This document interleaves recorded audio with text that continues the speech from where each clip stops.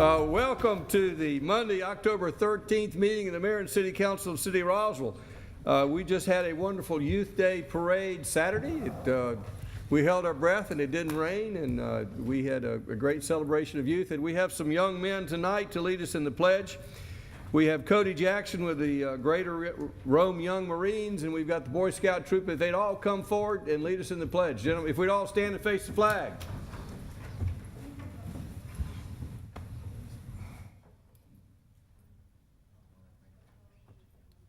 Cody, if you want to join the Boys, stand together with the Boy Scouts and lead us in the pledge.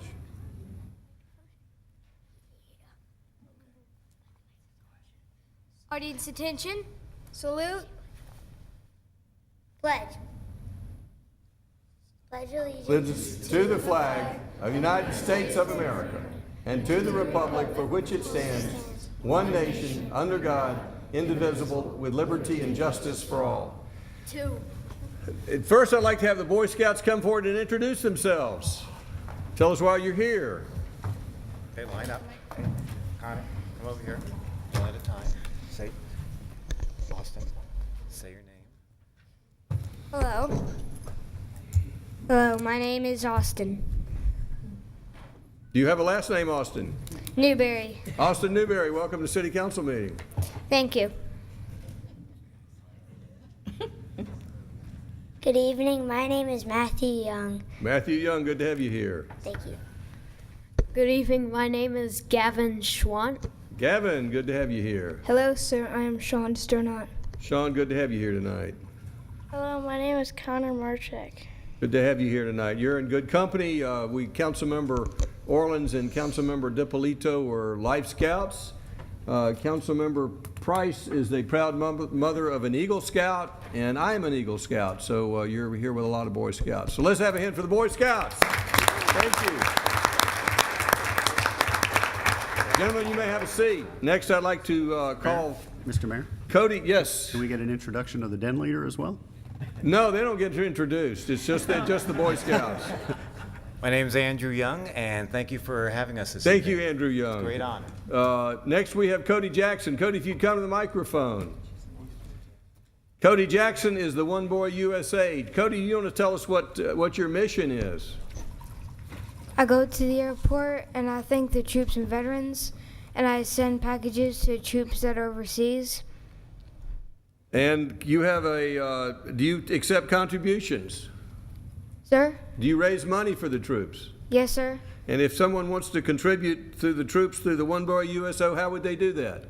They can go to my Facebook page and donate, or you can buy t-shirts, jackets, and I wrote 2 books to teach kids how to be patriotic. And all they have to remember is One Boy USO at your Facebook page. Yes, sir. Thank you, Cody Jackson. Let's have a hand for Cody. Councilmember Wynn, did you want to add to that? Mr. Mayor, Cody, if anybody could Google his name, I think it was Fox News or our local Fox News did an interview with Cody, because he had his mother drive him down to the airport, and with his own money he bought candy or whatever, and he would, it just moves me, he would go up to every soldier and salute them and say thank you for your service and give him a piece of candy. One more hand for Cody Jackson. Just a great guy.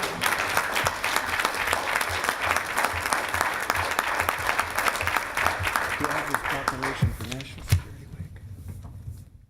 Next, I have a proclamation to read. That's why I'm wearing the red tie. I got instructions from office to wear a red tie, and let's see. Councilmember Diamond, Councilmember Wen, Councilmember DiPolito got the message. Councilmember Price got the message, and Councilmember Orleans and Councilmember.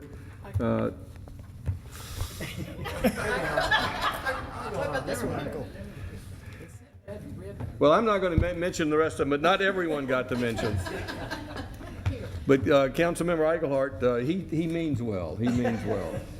So on behalf of the National Red Ribbon Week, we have a proclamation. Whereas communities across America have been plagued by the numerous problems associated with illicit drug use, and whereas there is hope of winning the war on drugs, and that hope lies in education and drug demand reduction, coupled with the hard work and determination of organizations such as the Young Marine Corps League, who is represented by Cody Jackson here tonight, to foster a healthy, drug-free lifestyle. And whereas governments and community leaders know that citizen support is one of the most effective tools in the effort to reduce the use of illicit drugs in our communities.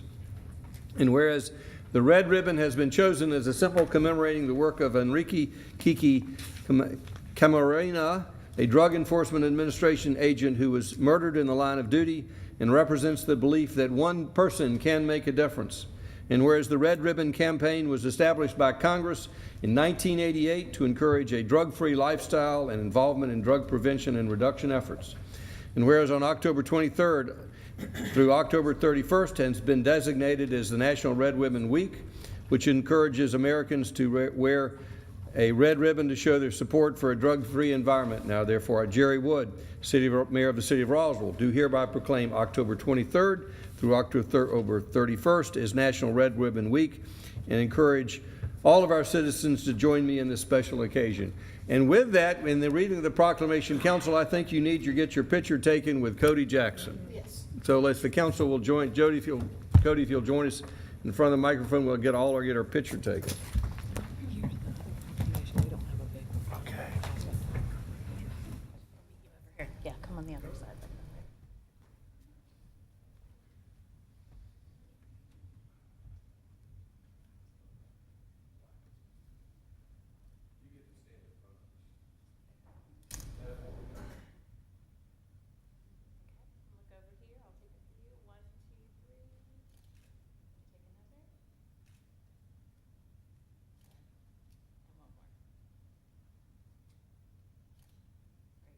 Thank you, Cody. One more hand for Cody Jackson.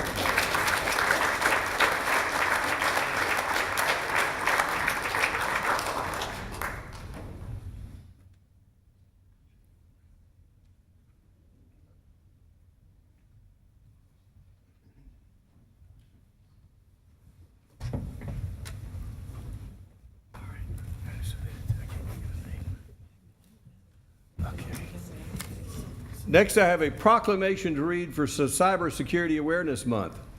Whereas cyber threats pose one of the gravest national security dangers the United States faces, they jeopardize our country's capital infrastructure, endanger our individual liberties, and threaten every American's way of life.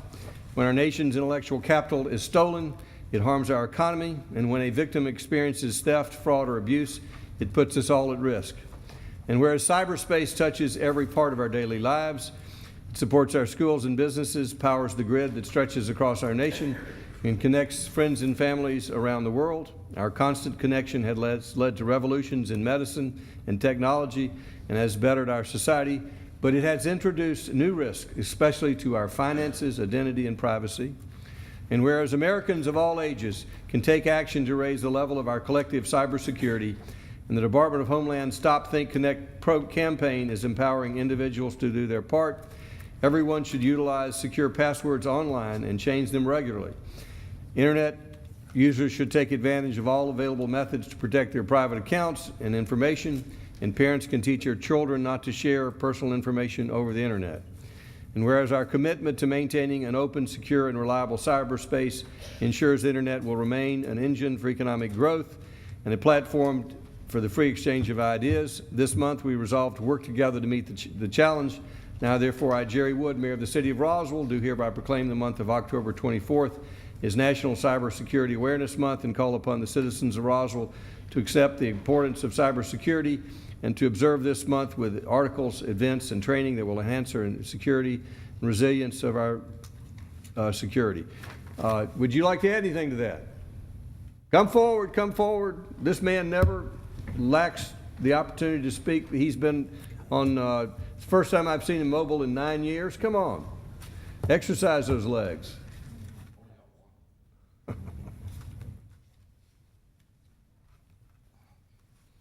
Well, basically 2 in 3 Americans have experienced already one crime interfering with their life. Right now, it's 1 in 4 children are bullied every day and attacked online. And the problem is that about 85% of our parents don't know and don't have any clue how to protect themselves or to protect their children and their family. There are hundreds of classes. I do, Georgia Bureau of Investigation does classes. We give them out all the time. The Georgia Post, the police officer standards and training, we put on classes all the time. It's not something you just go out and buy anti-malware, antivirus, and put it on your computer. It's about how you interact in the environment. We just had an announcement the other day that another 34 million Americans had their credit card stolen. So it's terrible. So we got to wake up, because it's threatening our security, it's threatening our homes, and when it starts attacking our children, that's when it's gone way too So far. are there any programs available locally for folks who want to learn more about how to maintain their information as secure? Typically about every month I do one at a school nearby. Who would they contact?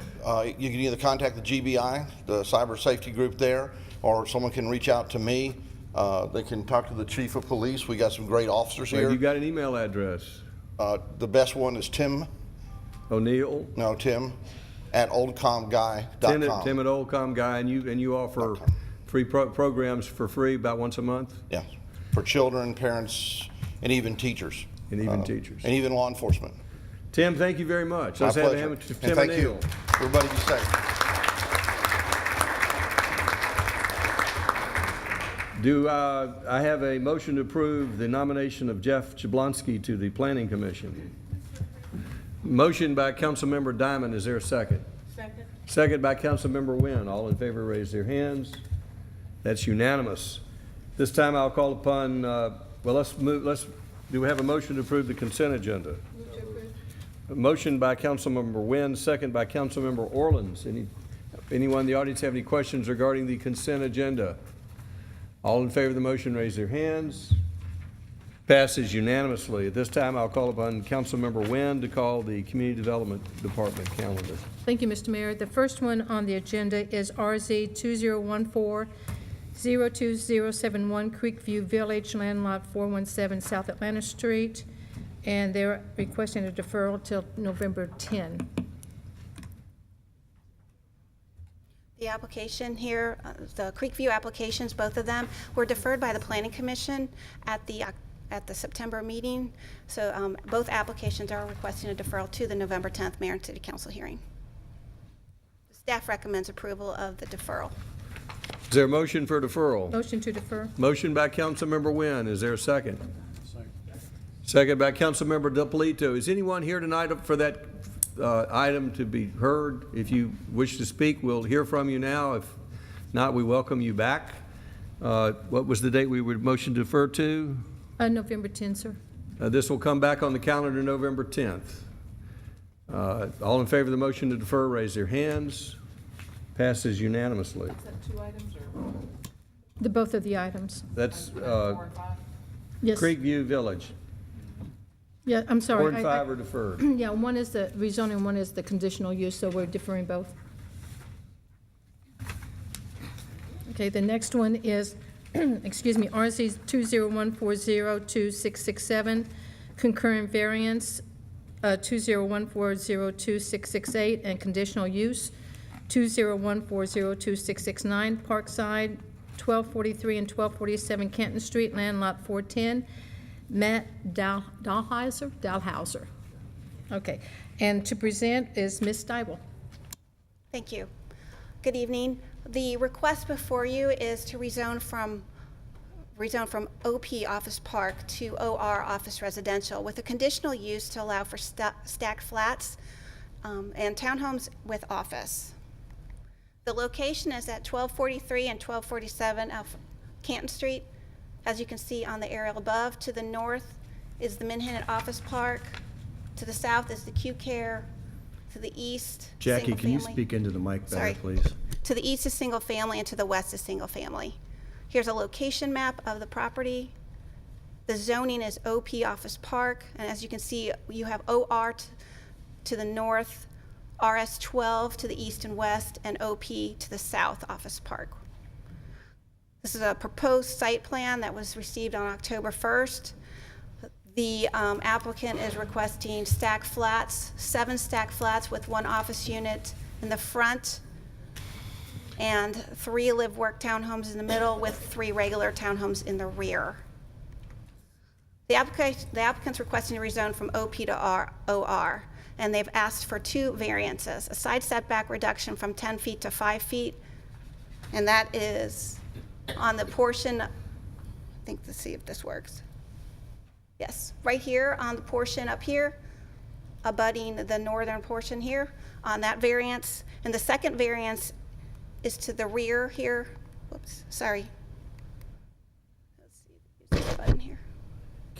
Can't get the red. The second variance is to the rear abutting the single-family homes on the east, requesting the type C buffer, which is the 20-foot buffer, instead of the type D buffer, which is 40 feet.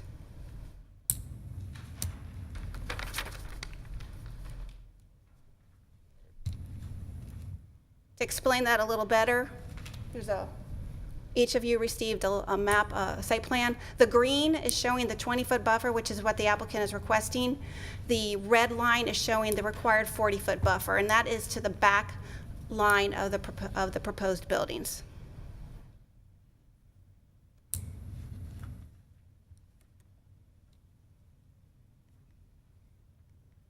The Planning Commission recommended denial of the rezoning, the concurrent variances, and the conditional use request.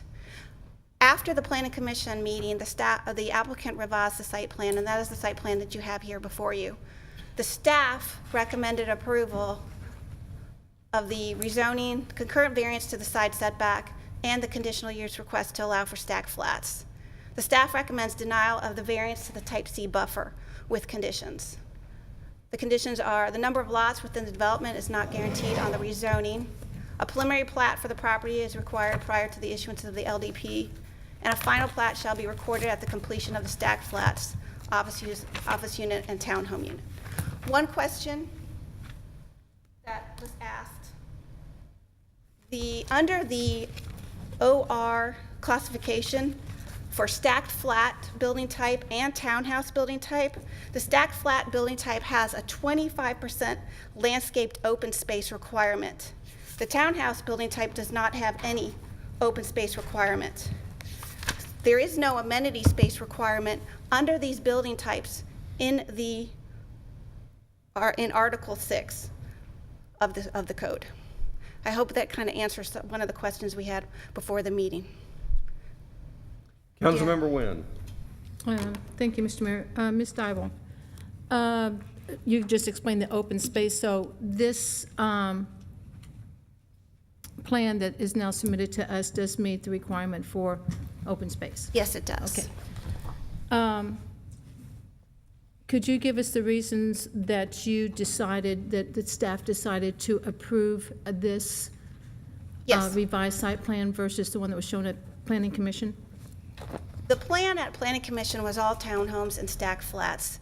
The OR intent statement in the code wanted to see a mix of office and residential type uses, and it was all residential use on the first plan. Plus, the applicant had 4 variances on the first plan and has reduced that to 2 variances on the second plan. So the staff recommended approval of the new plan with 1 variance and denial of the second variance to the type C buffer, due to the fact that on the east side you have a single-family home, which is in the Old Place subdivision off of Minhinnet Drive. That requirement is a 40-foot buffer, and the staff felt that it should remain as a 40-foot buffer. And I'm assuming the reason is because it's not townhouse to single-family we're looking at, it's office residential abutting single-family residence. That is correct. So it's not the use that you look at, It's the is the zoning. category or the zoning of, or the district of, right? That's Am I correct. Okay, thank you. Any other questions? Councilmember Price. Since the Planning Commission recommended denial prior to some changes, I guess there's really no way to know what the Planning Commission would think about the current. That is correct.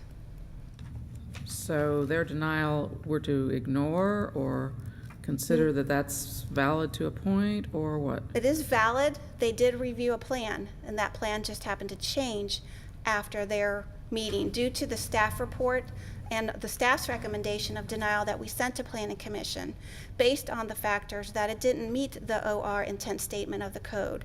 And then also listening to the Planning Commission at the meeting in September, the applicant revised the plan regarding the staff's comments and Planning Commission, and also the comment from the fire department basically indicating that it didn't meet the turnaround radius, and this plan does, because they did meet with the fire after that meeting. So they revised the plan based on the comments that it received from staff and the Planning Commission. But their point is valid because they did review a plan. A follow-up question, actually a different question, if that's permitted. Please proceed. In that area, what's the closest, and I'm assuming that we're equating stack flat with rental unit, is that a fair? That is a fair question, yes. Fair. Equation? Okay. What's the nearest rental unit or apartment to that lot? Well, man, that's a hard one to come up with, I'm sorry, but. No, there's nothing that's rental that I know of in that vicinity. I don't believe there's any down Canton Street either that are rental. The closest may be going down Atlanta Street to the apartments down there that I know of. There used to be a rental on Woodstock Street just to the west, but it was torn down recently for the construction of a new house. Oh. I knew it, and there were some other houses that were for rent, but they were single-family homes that were not Stacked flats. Not stacked flats. There were some single-family homes for rental, but I'm not aware of any Not aware of any rental that are in units nearby. vicinity. Probably the large accumulation of rental units would be over at, on Fraser Street. That would be your closest one. Councilmember Orleans. Stacked flats could be ownership or rentals? That is true. They could be ownership. I believe you can ask the applicant if he's choosing to sell them as ownership or as a rental unit. So you don't know his answer, you're guessing that it was going to be rentals, is that what you're saying? No, I don't know what his answer is, so believe that would be a question for him. Thank you. Any other questions? Councilmember DiPolito. Thank you. So there's, if I'm understanding this plan correctly, there's 7 stacked flats, 6 townhouses, and 1 office? Correct, one So office unit. Primarily residential with Yes, a primarily. little token piece office. Explain how, there's a shared access, if I read the notes correctly, there's a shared access with Q Care to the south. Where does their truck traffic go? Because they have a lot of trucks that go in and out. Of Q Care, yes, they do Yeah. have a lot of trucks, and I believe they park in the rear of that property. So the shared access, from what I understand, is to continue once this is approved, because the access for both is kind of combines both properties.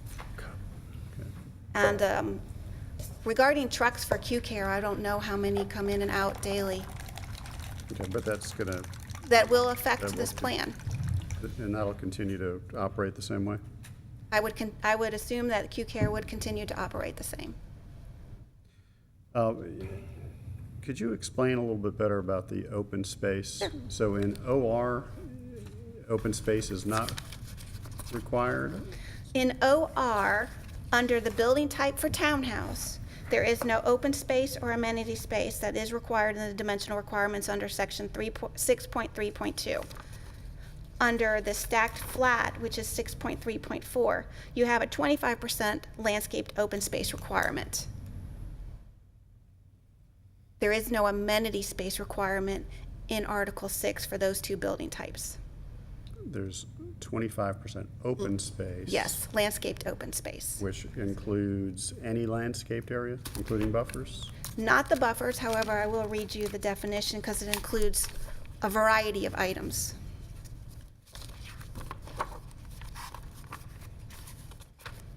It includes grass lawns, decorative planting, berms, walls and fences, sidewalks and walkways, ornamental objects, and other similar natural and man-made objects, wooded areas and water courses, any or all of which are designed and arranged to produce an aesthetically pleasing effect within the development.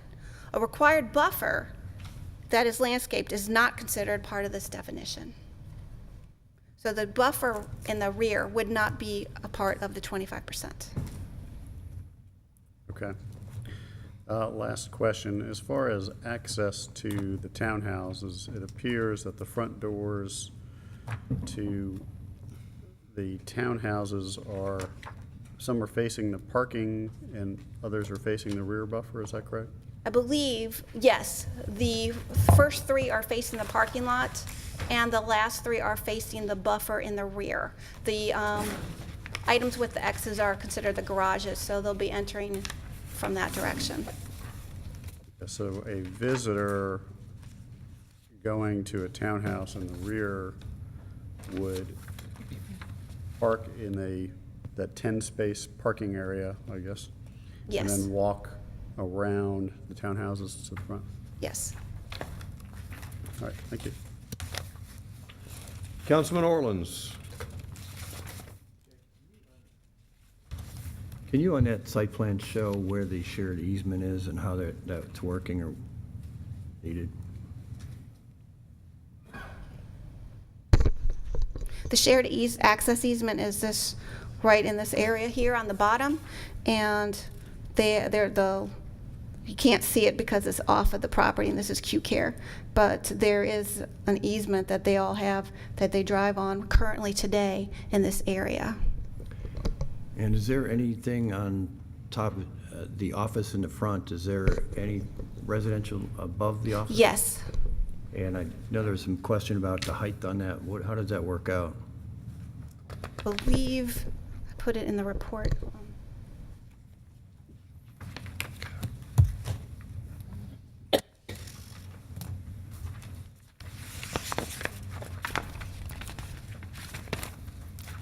Do we have any elevations?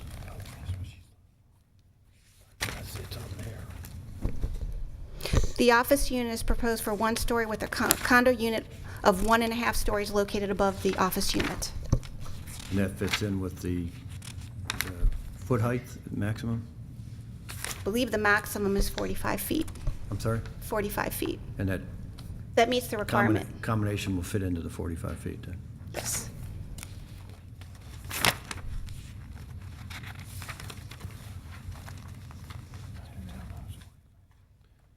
Councilmember Price. Since there's a difference in the open space requirements between stacked flats and townhomes, which prevails? The stack flats, due to the fact that the townhome buildings do not require one, but the stacked flats do, so they must meet the 25% For the on the entire plan, piece. on the entire piece, Okay. based on the fact that they have stacked flats on their site plan. Councilmember Orleans, Councilmember Eichelhardt. I had basically the same question. So in general, because all this is new in some respect on UDC, it then applies to the entire property? The entire site. Even if just one component is on one piece of the land? That's Yes. the way we're going to go forward? Okay. And I guess this is more of a general overall process. I think it would be helpful for us to be able to see where those elements are that make up the 25%, because just looking at it, to think a quarter of that entire property is not within buildings or buffers, just hard to imagine. It's hard to say. So, I mean, those We are- can do that in the future, Okay, yes. and I think, one of the concerns expressed throughout is that if we, during the process of the EDC, was we don't want it to where every little inch is what counts up for that, and so it's a 2-foot walk here is a piece of it, and I understand that's gonna be there for a certain extent, but if that's most of it, then I think it's not meeting the intent of what we'd set out in terms of landscape space. So, I think we need to be cognizant of that as we work through the process in the future, looking at that. Thank you, we will. And then also, specific to this piece, but also in general, I thought when we had some of the discussion with Lee Insweiler that we wanted to make sure everything was set before, as things came in. We had set a high bar standard and make sure it all is there, and then we move forward. But the fire aspect was not met in what's turned in. And even wasn't fixed until after planning commission. So how is that process working or not? Well, there was a pre-application meeting where the applicant did get comments from all departments. And once the plan was submitted, fire did make the comment that, because I believe we discussed the access points and the turnaround, and I noticed that this doesn't meet the requirement. So it did process through. That comment was placed in the staff report and given to the applicant. So the applicant was able to revise the plan and to meet the requirement of what fire needed. So yes, it's hard to say because we do give comments at the pre-application meeting. Doesn't always mean they put everything that we indicate on the site plans when they submit. But something that's so major as fire access, Fire. shouldn't we, and this is, I guess, again, a process question, say, we're not moving forward with this until that's fixed? Because to make it through planning commission and not have that addressed, I think is a major issue, for me anyway. We can change that. To have that addressed in the process. And that's also a question, I guess, overall, that, again, this changed in a major way, which in some cases is a good thing. We don't want to always slow down the process for better changes. But a major change, that's a change of the staff recommendations and the overall process. I think we also need to look at that as how we move forward, and do we make it that major change in between without any planning commission aspect and move forward to us? We don't want to delay it too much, but at the same time, frankly, the planning commission comments don't mean much because they're not looking at this plan. So those are more general questions, I guess, for the overall process, but it is brought out by this individual project. And also in the landscape analysis, it talks about how they needed to redo the tree densities, which is another thing that, that's a basic requirement, needed to be in meeting what we have. And then it says that it may impact or likely to impact some specimen trees located just off the property. And how are we dealing with that? Because can you impact someone else's property based on what's happened on this property? Yes, that does happen. And I mean, I know you can, but should that be allowed is what I'm... Maybe that's should a it be policy allowed? question. It's hard to say. Sometimes you can't avoid it if there's a tree right on the line or very close to the line and the critical root sign goes onto two properties. At that point, they may have to recompense for that tree if it's going to be lost. They do have that route and they can replant, or they may revise their plan to say, okay, we're going to move it around in order to save this tree. It's kind of hard to figure out at this stage, I believe, when you're not sure exactly where everything may specifically lay out due to the fact, well, we will save the tree, we may not. And they can say they'll save the tree, and in the future, after it gets through, say, planning commission and council and design review board or whatever, some things are tweaked. The tree may not be saved due to the construction that goes on out there. So we have had that happen also. Right.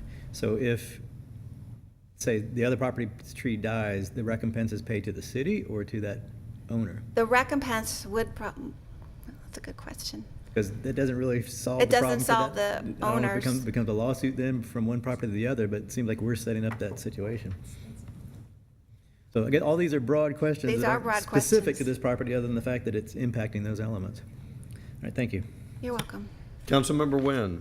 I appreciate Councilmember Eichelhart's comments, and I think I'll get with Kay and Alice and Mr. Davidson and see how we can do this, because that'll be an operational type of function that we'll look at. But be glad to look at all those comments that you just made, Councilmember Eichelhart.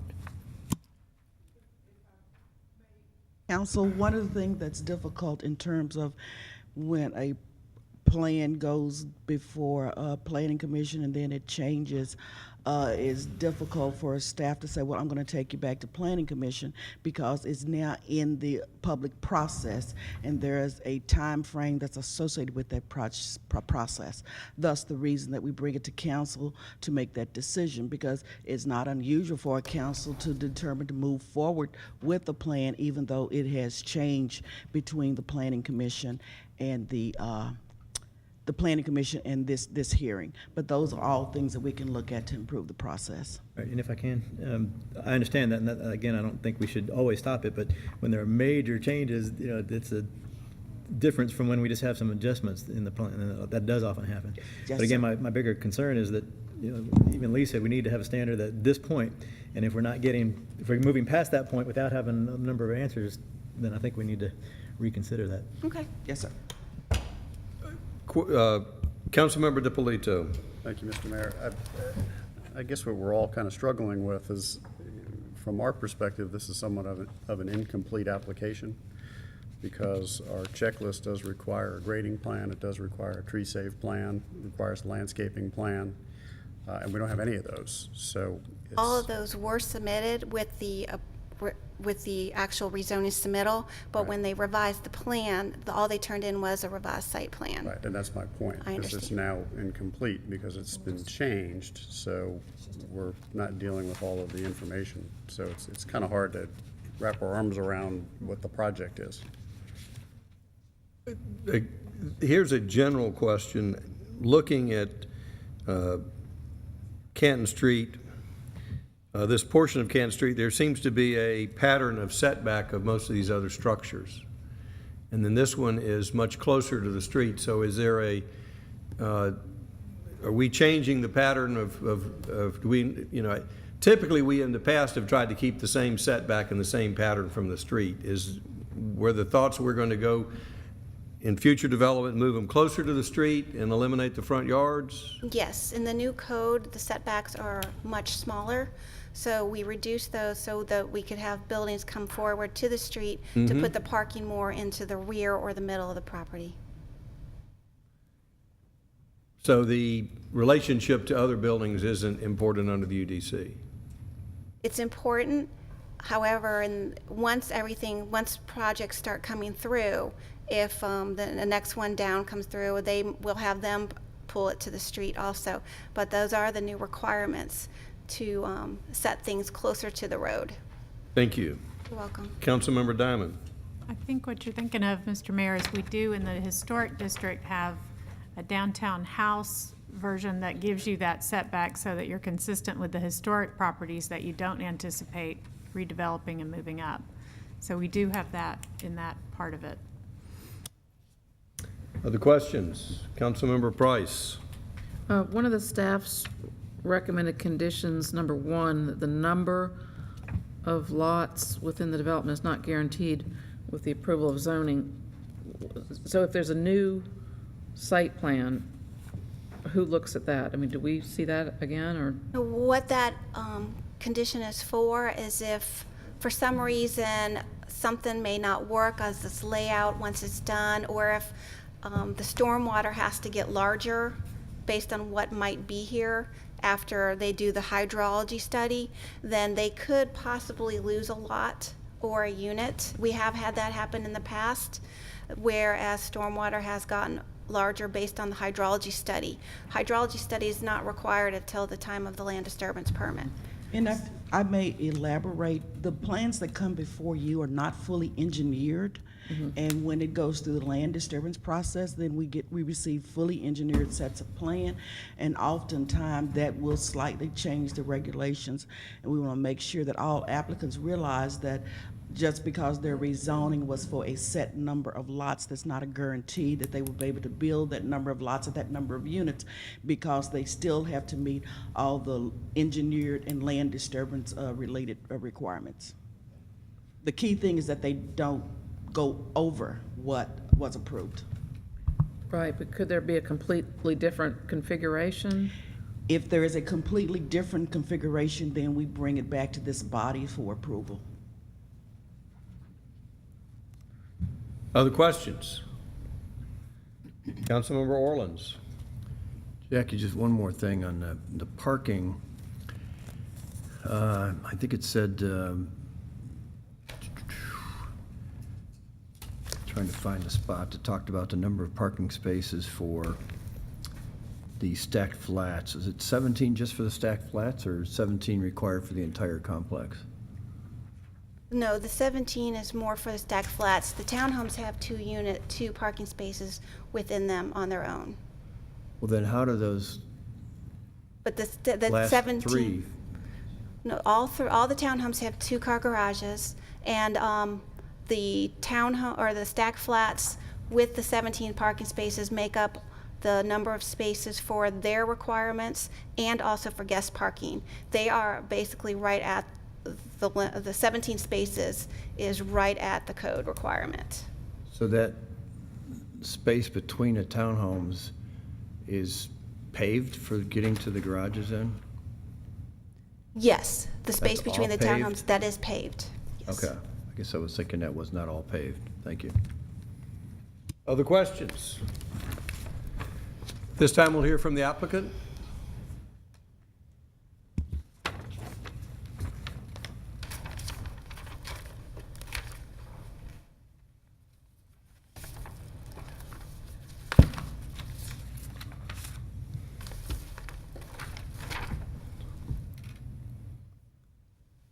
Good evening. My name is Matt Dahlhauser. I am the owner of the property and also the development. Currently, the property is zoned OP, and we are requesting OR, office residential. We have revised some of the site plan based on the staff's recommendations, the Architectural Review Board, as well as Planning Commission. We've requested 7 stacked flats ranging from 1 bedroom, 1.5 bath to 2 bedroom, 2.5 baths to 3 bedroom, 3.5 bath, with an office space up front with, yeah, if you don't mind.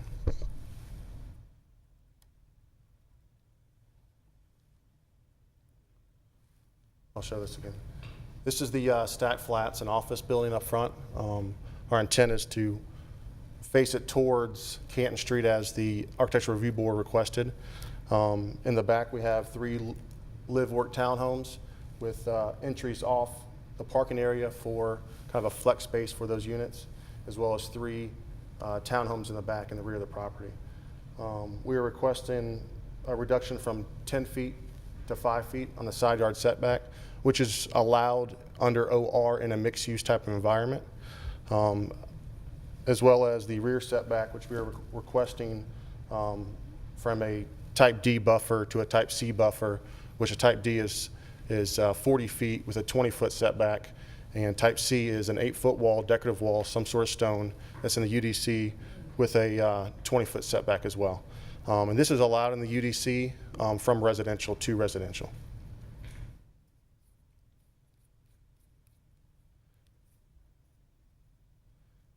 And also, I would like to address some of the comments, I guess, that you guys were asking Jackie about some of the different, okay. Okay, I wanted to address some of the stuff on the review process of when we went and submitted the original plan to when we revised it. So if you guys still have those questions, I'd like to respond back to them.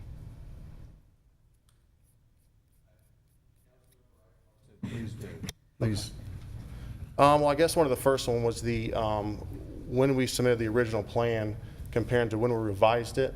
We actually revised the plan after the Architectural Review Board meeting. With when we received staff comments to when the Planning Commission meeting is, there's only 7 days. But the process requires 12 days for a new submittal of the plan to be submitted to staff, so they have the time to put it in front of Planning Commission's for their review. So we just didn't have a whole lot of time. We did revise it immediately, but I wasn't able to present it to Planning Commission at that time. In terms of the fire access, from day one, we've always had fire access. So I guess that was one question I think you had about the fire access. It was addressed originally in the first application.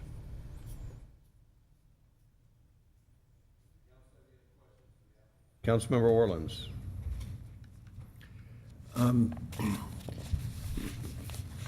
When we were involved in UDC, and one of the concerns was, of course, not running off the deep end with rental units everywhere. So I guess my question is, on your stacked flats, what is the intent of those? To be single ownership or rentals, or how are you looking at that? They're a for-sale product. They're a for-sale product? Yes. Are you going to have an HOA covenant? Yes. Would you be open to putting that in as a condition in your HOA covenants? It's something we can address, yes. I mean, Something usually you allow only a certain amount of rentals.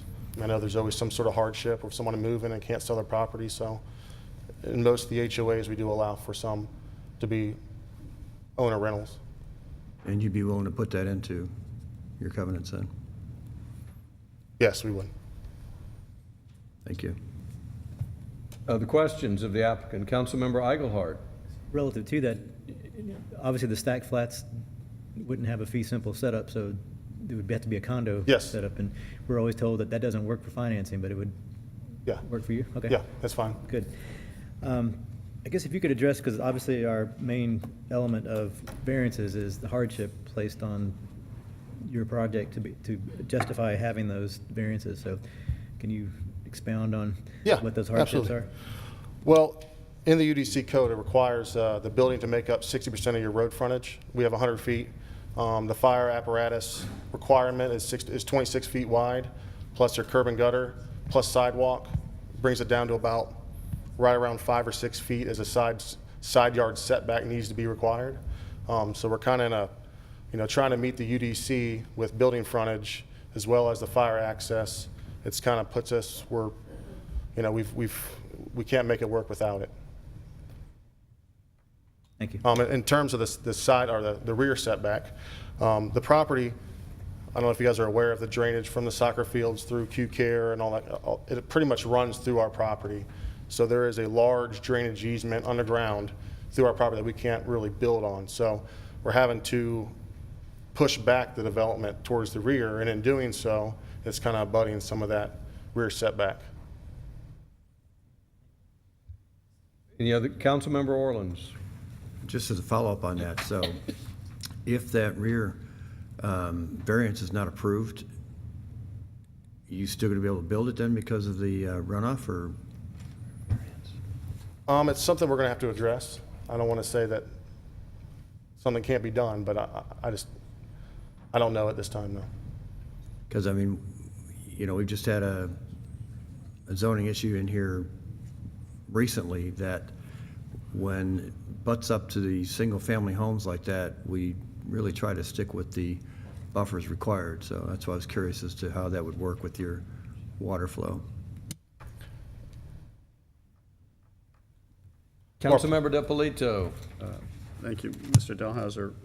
I'm a little confused as to what the Planning Commission actually reviewed. Did they have a plan at all, or were you in process when they reviewed something? No, they have the original plan that was submitted in our application is what plan they reviewed. Okay, do you have that by any chance? Usually we get to see that. I'm curious as to what it looked like before and what we're looking at now. It was, I can explain it real quick as well. The townhomes were in one single row on the top part of the property with the rear access garages, and there were 7 of them instead of 6. We reduced one and changed the orientation based on comments from the UDC as well as staff. And okay, and the reason they didn't like the townhouses that way is I guess there was no frontage, essentially. It was just a long sidewalk. Well, I guess some of their comments were that I guess there was nothing in the UDC that says you can't do that under my, the way I reviewed it, because our main buildings are facing Canton Street. But they were they thought the townhomes facing the side yard was not kind of an inviting or an appealing type mix. So we kind of mixed it, kind of created a courtyard drive aisle for both townhome units. Okay. All right, thank you. That helps. Yeah, we can show. Could you identify on the plat where the location for that drainage easement is that you said crosses this property? It doesn't appear to show up on the plat. Yeah. At least I haven't found it. Okay. Yeah. Thank you. Mr. Mayor, may I finish? Yes, Councilmember DiPolito. Yeah. Mr. Dahlhauser, oh, okay, great. All right, and you needed to have that depth of driveway, I guess, to get cars into the garages? About the other plan? No, that's good. Put it back up, please. So the dimension between the front of the townhouse and the property line was what, about 15 feet? Yeah, on the old plan it was about 15 feet. Okay. And I guess here you were showing some of the specimen trees. Is there a reason why we didn't have a complete package and our review? All we have is a site plan, we don't have grades and, And trying to revise everything to make sure that we met with staff, fire marshal, as well as to make sure our new plan, we just didn't have enough time to amend some of it. okay. So But you just- the trees are all the same trees, the impact is still going to be the same, as well as our grading. We kept our same proposed grading plan as, or very close to what our proposed, or the original plan indicated. Again, we don't have any of that information, so we're. It should have been It would submitted. have been helpful, it's not your fault, but it would have been helpful if we had the original plans that planning commission reviewed, because now we're not looking at anything. I'm Lovick Evans, LCE Engineer, 603 Macy Drive. On the revised plan, there is a grading plan, Mr. Dippolito. It is just with spot elevations, it's not with contour lines. So we actually did a grading plan with it, and it is included in the package you got in there. So that aspect of it was actually completed up.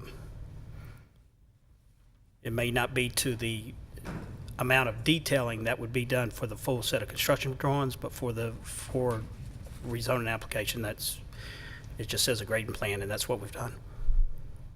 Okay, I see some spot elevations. It's difficult to understand what's going on from the, We also did a section elevation through the site on the plan that you have that kind of shows the intent in the buildings and also the grades as well.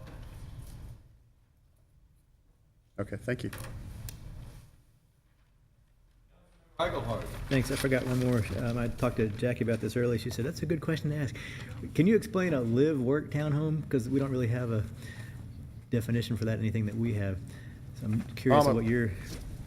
A live-work townhome is just that it's in an office, some sort of office rezoning where you're allowed to have an at-home office if you want and actually see someone or have clientele come to that, say a therapist or an architect or something like that. It allows for office use inside of your townhome. Well, is that different from a home-based business? It is different. And so we have that set up? The difference between this type of business and a home-based business is that you can't have the volume of traffic in terms of patrons coming to the site in a home-based business. A home-based business, you don't know that it's there. It's just more of an office. Right. And I think it's a good idea for when it's set up initially that people know that's going Yes, to sir. happen. I think that's good. But do we have that defined anywhere like that? Or is that something we need to put at some point? Or is it just falling under because it's in an OR zoning? No, we don't, but that is something we can clarify. That Because again, I think it's a good idea. Yes. We hadn't had that Yes, sir. before. Thank you. Councilmember Price. I'm not sure I followed that. Alice, would you mind? So this entity allows more traffic, did you say? It's basically that you can have an office there, you can conduct your business, you can have your clientele to come routinely with no set time or pattern to that particular business, and you can also live there. In a home-based business, you just live there and you basically conduct your business interior without a high volume of patrons coming there. I think you can have something like one or two a day with a home-based business. So where are the clients supposed to park? Because aren't the 17 spaces required for the residents? It's for the entire site. They can park there. Yep. Clients could. Guest parking. There's a guest parking area, and they can park there. The 17 spaces it accounts for guest parking for the townhomes as well. It's all in the calculations for the entire site. It's not just for the stack flats.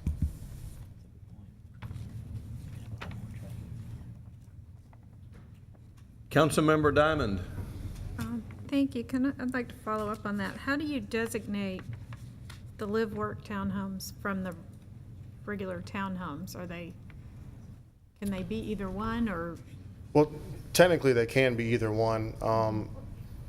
We've built other infill type live-work product that are zoned commercial throughout Atlanta and that kind of stuff, and you're allowed to actually occupy the entire unit if you want it as an office. Not saying that's the intent of these, but it's usually what the zoning allows. And If you look at this section cut and see the downstairs level here is the garage. There's probably about a 15 by 20 area that can be allowed for a home office that someone can actually park in one of the parking spaces and come up and allow some sort of architectural storefront or something like that that allows people to come visit those 3 live-work townhomes. So the 3 that are just listed as townhomes, how do you say those can't be live-work, or you just? I just think for marketability wise, I just still think it works. Your flex space downstairs is mainly basement. So I don't envision those being live works. So you don't market them specifically, it just doesn't work out, so you don't see them being marketable that way? Yeah, I mean, with a live work type, you can actually go get a business license and a CO where they come inspect the fire marshal, and you have to have different type, measures in place, accessibility, fire codes are a little bit different, things like that. So we have to put a little bit more money into the front units to allow for a live work type product. Thank you.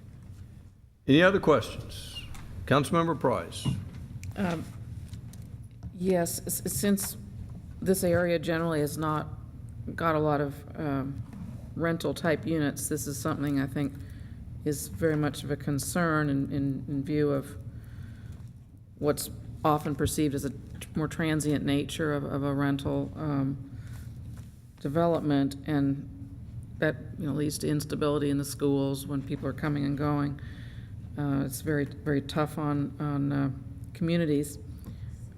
So you mentioned that you could put restrictions on and what specifically would those be? Because I think it makes a difference to us if all of them can be rented, or if 2 of them can be rented, or what have you. And we're talking owner occupied then, if they're purchased? Yes. And usually with any type of condo docs or HOA docs, most every townhome or condo community allows for at least 1 or 2 or 20% or 10% or 15%. So I'm sure something in those ranges we'd have that allows for a homeowner to rent their unit if they couldn't live in it.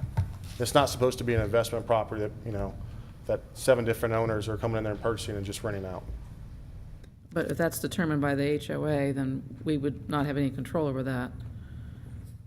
Yeah, that's why I asked if he'd accept it in a condition, because. Well, I know, but we didn't specify. We just said we'd put it in there, but. That would be in the motion. Okay, so Becky's going to put a specific % on that, or? That would be up to this council if they wish to place that as a condition. That could be either part of a motion or part of an amendment. Other questions? We still have the public to hear from, and the applicant will have an opportunity for rebuttal. Thank you, sir. Does anyone in the audience wish to speak on this issue? Yes, sir, come forward.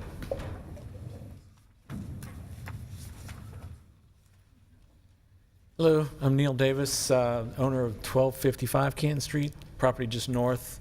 And I'm just going to be real quick, just showing my support for what Matt is going to do on that property. I think it would be great for the neighborhood, basically. Thank you for coming tonight. Anyone else wish to speak? There doesn't seem to be a lot of rebuttal. Any last questions the council may have for the applicant? Any other questions the council may have for the applicant? Councilmember DiPolito. Thank you. On the south side of the property line, it looks like there's a curb for a while, and then I guess is that just open pavement going into the acute care lot? And how is that buffered? Is there any landscaping there to buffer the townhouses from the warehouse? I mean, it just seems like an uncomfortable relationship to me. Well, we have, our plan is, no matter what, is to put fencing around the townhomes, and it's actually gated. This right here is a gate to go in the townhomes. Okay. Yes, we do share an access drive with Q-Care. So in terms of a landscape buffer between us and Q-Care, we do not. So where would so there's a fence around the townhouses? Yes. That's not shown on here? or it is? It's going to be on the property line. Okay, this is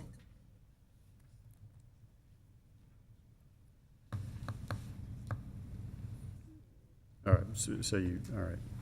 I guess you just don't, you hadn't figured out where it's going to be exactly? We put the fence on the property line.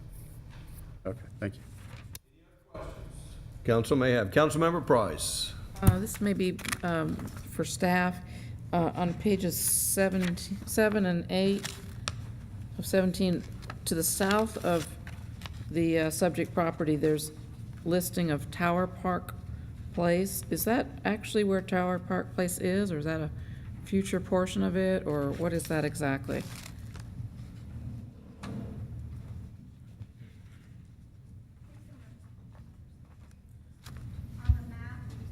The Tower Park Place should probably have an arrow pointing towards where they are located.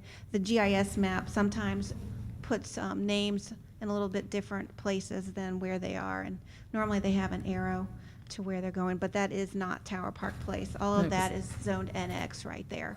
Okay, 'cause it's on the other side of Manhattan. Yes, it's on the other side of Manhattan. It's just not pointing over that way. I'll talk to GIS in the morning.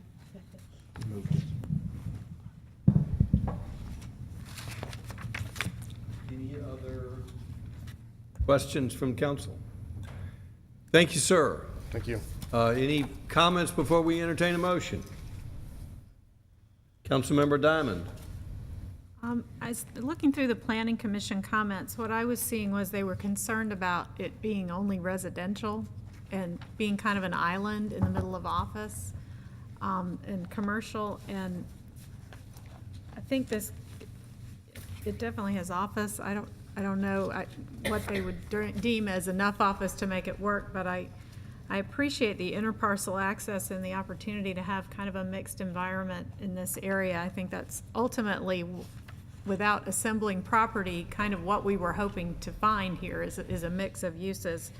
And that and the fire turnaround, I think, was something they talked a lot about. But I'm not sure if we're where we need to be, but I do think it addresses a lot of the concerns that the Planning Commission had, as I understood the minutes, that it was about the use that they were kind of focused on and how that sat in the middle of all these other uses. And I do think, there are a lot of rentals in this area. I live just down the block, and there's a for rent sign on one of the duplexes or a house across the street at any given time. Not to mention a lot of those townhouses in the back. So I do think that is already there. I don't have a concern about the condos. I guess I'd like to see a little more office, but I do appreciate the mixed nature of this, and I think it's an interesting concept, and that's what we're looking for, is out of the box thinking for these little infill spaces. Councilmember DiPolito. Yeah, I'd like to, I agree with the fact that I like the mixed use of it. I would like to see more office here. I think it's particularly on that front portion where you do have office and it has more of an office environment. So I think that aspect of it works. I'm kind of struggling with the layout and how all this works and works into the surrounding property. I'm not real comfortable with the variances. It just, to me, I want to like it, and I think it has a lot of the elements there. To me, it's just still kind of incomplete and not completely thought out, and I would like to see more office. Councilmember Eichelhardt. Yeah, I agree that the idea is a good one, and the elements in there are good. I guess my concern is that as we've done the UDC, we expanded a lot of things and minimized buffers and expanded obviously units and whatever, and yet everything we're having come in, this is one of my concerns, has expanded even further, trying to get variances to go even more. And it's the same old story. We're trying to squeeze way too much into space that we have, and so that's my concern here. And I would hate to start out, as we implement the UDC, already wiping out the buffers that hit other residential properties. That's always been one of our basic elements. And it's 5 feet, not that much, true, but there's a point where we've got to say, this is your property and this is what fits there. So I have a problem with the variances. Again, I think the overall idea is good, and I hope they can make that work within what's there. Councilmember Price. I'm not sure it's part of the discussion this evening, but I am kind of curious as to what the look of this would be and what sort of quality, price point, et cetera, has anyone talked about that? Or is that appropriate for this discussion? You can ask the question. What would be the price point of the townhomes and the flats? I doubt if staff knows that. If you have an answer, you can give it. If you don't have an answer, it's not required. Okay, if I'm allowed to talk, then yes, I can elaborate a little bit more. The smaller stack flats are going to be right around 200,000. The 2-bedroom larger ones are going to go 3 and above, and the larger stack flat on the front above the office will probably be around a $400,000 stack flat. The ones in the back are going to be around 500,000. So that's kind of our price point. Thank you. Sounds good. Who else has any questions? Any other questions? Let me make a suggestion to the applicant. I'm hearing indecision. Councilmember Wynn, do you have I think you probably have a suggestion. Yes, sir, I do. Unless you want to do it, I don't, which. I will let you, I think you and I are thinking the same. We'll I hear think from so, you. sir. Mr. Dahlhauser, I think the best thing to do, come up here so I can talk to you, please, is to defer this. I think there's a lot of questions, unanswered questions that needs to be answered. Councilmember Depolito brought up more, no landscape plan, no tree removal and/or impact plan to trees, maybe a better detailed grading plan. Councilmember Orleans brought up a percentage of the rentals that might be in your HOA, in your covenants. I think we need that. Councilmember Eichelhart, and I think you can kind of get a consensus of where your variances might be going. So maybe that's another thing that you might want to look at. So I think that there's a lot of, I love the plan, because you and I met, and I love the plan. I'm happy that you listened to Planning Commission and put in some office. But I think these are questions and concerns that need to be addressed.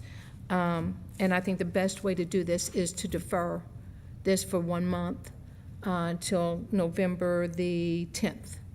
Unless you can have it done in 2 weeks, which I don't know if you will be able to do that or not. So I'm just asking you if you are willing to accept a deferral on this so we can get all this stuff, all of these concerns answered.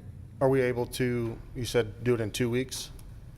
When's our next council meeting? It's October 27th, but you have to remember, everything that has to be submitted has got to be submitted to staff.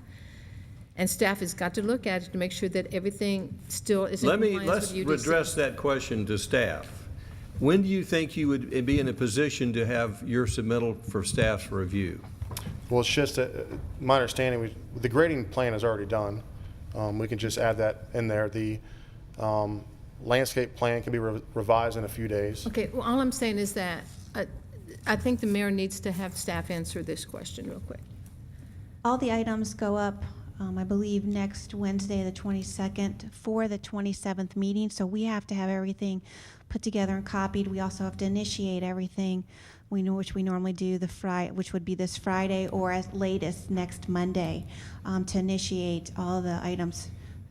So we'd have to get the plans most likely in 2 days to review, revise the staff report, and put everything into the system to initiate and get copied in order to send up to council next week. So for the 27th. Your deadline when do you need the documents by? Next Monday? I would say no later than the afternoon of this Thursday, so that we could. All right, that doesn't give you much time. Now, in addition to that, my recommendation is I think you have a plan which is close to doable. But what I was hearing from council is it may take some compromises from this plan. And so I think it's going to, I would suggest further conversations with staff as to what they think might fly with this council, because what I was hearing is that even with all the plans submitted, you may need to make some compromises to get a plan past this council. So I think 2 weeks is pushing it.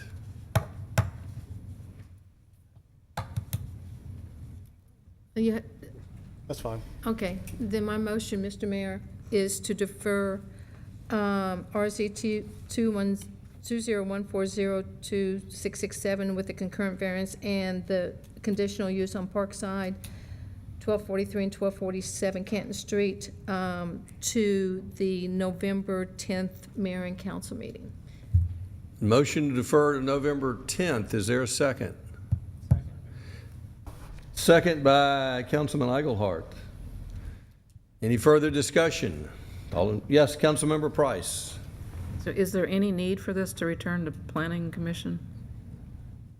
Not a legal need. Could the council vote to send it to Planning Commission? That would take more, would not be coming back to this body by No. November 10th if that was the council's vote. Yeah, Mr. Mayor, that would push us to December for them because I think the next Planning Commission is October the 21st. Well, And they would still have to get all the paperwork and everything done. And if we push them to December 10, I think that kind of gets into that legal. we have a motion and a second. Mr. Davidson, could this council vote to send it back to the Planning Commission if there's an amendment and that passes? You have a vote from the Planning Commission, although it's a different plan. You could send it back to them. I don't know what the timing would be to get it back before you, if you would run out of time. And then whatever Planning Commission recommends would actually be. I guess, you know, I'm just saying, is there time to get it within the legal process without having to reinitiate this if there's amendment and a motion for council to send it to Planning Commission? Yes, this is the advertised public hearing, and you have to make a decision within 65 calendar days of this meeting tonight. The Planning Commission meeting in November is the 18th, and the council meeting is December the 8th.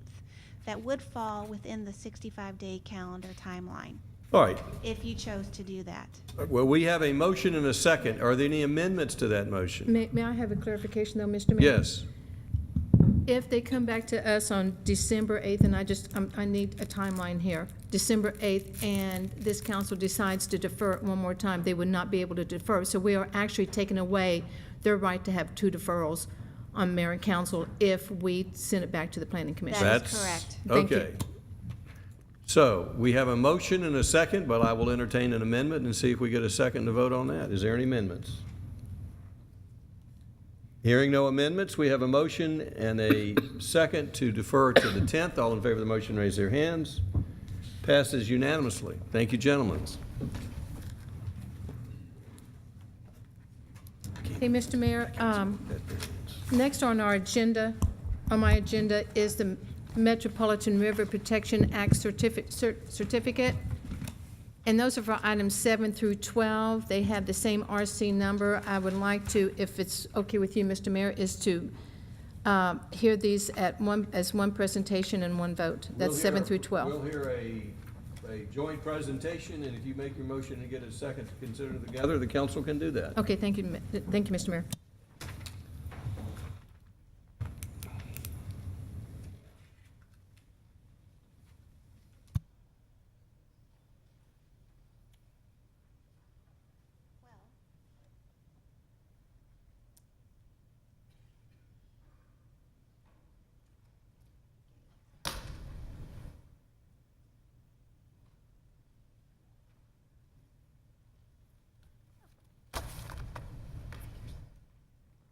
Okay, sorry.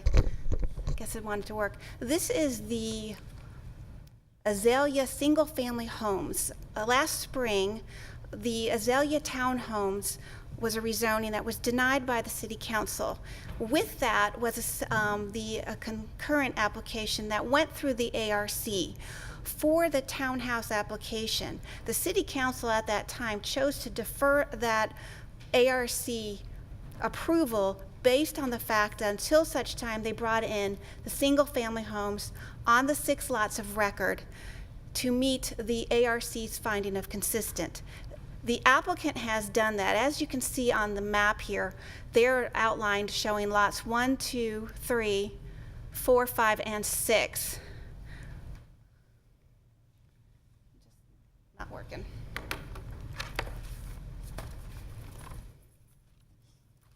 Oh, are you moving it? Okay. This is lot 1, if you'll continue. This is lot 1, and you're going to have to keep going because we're doing it. This is lot 2. This is off of Spring Drive. Lot 3 is a little bit, it's behind lot 1.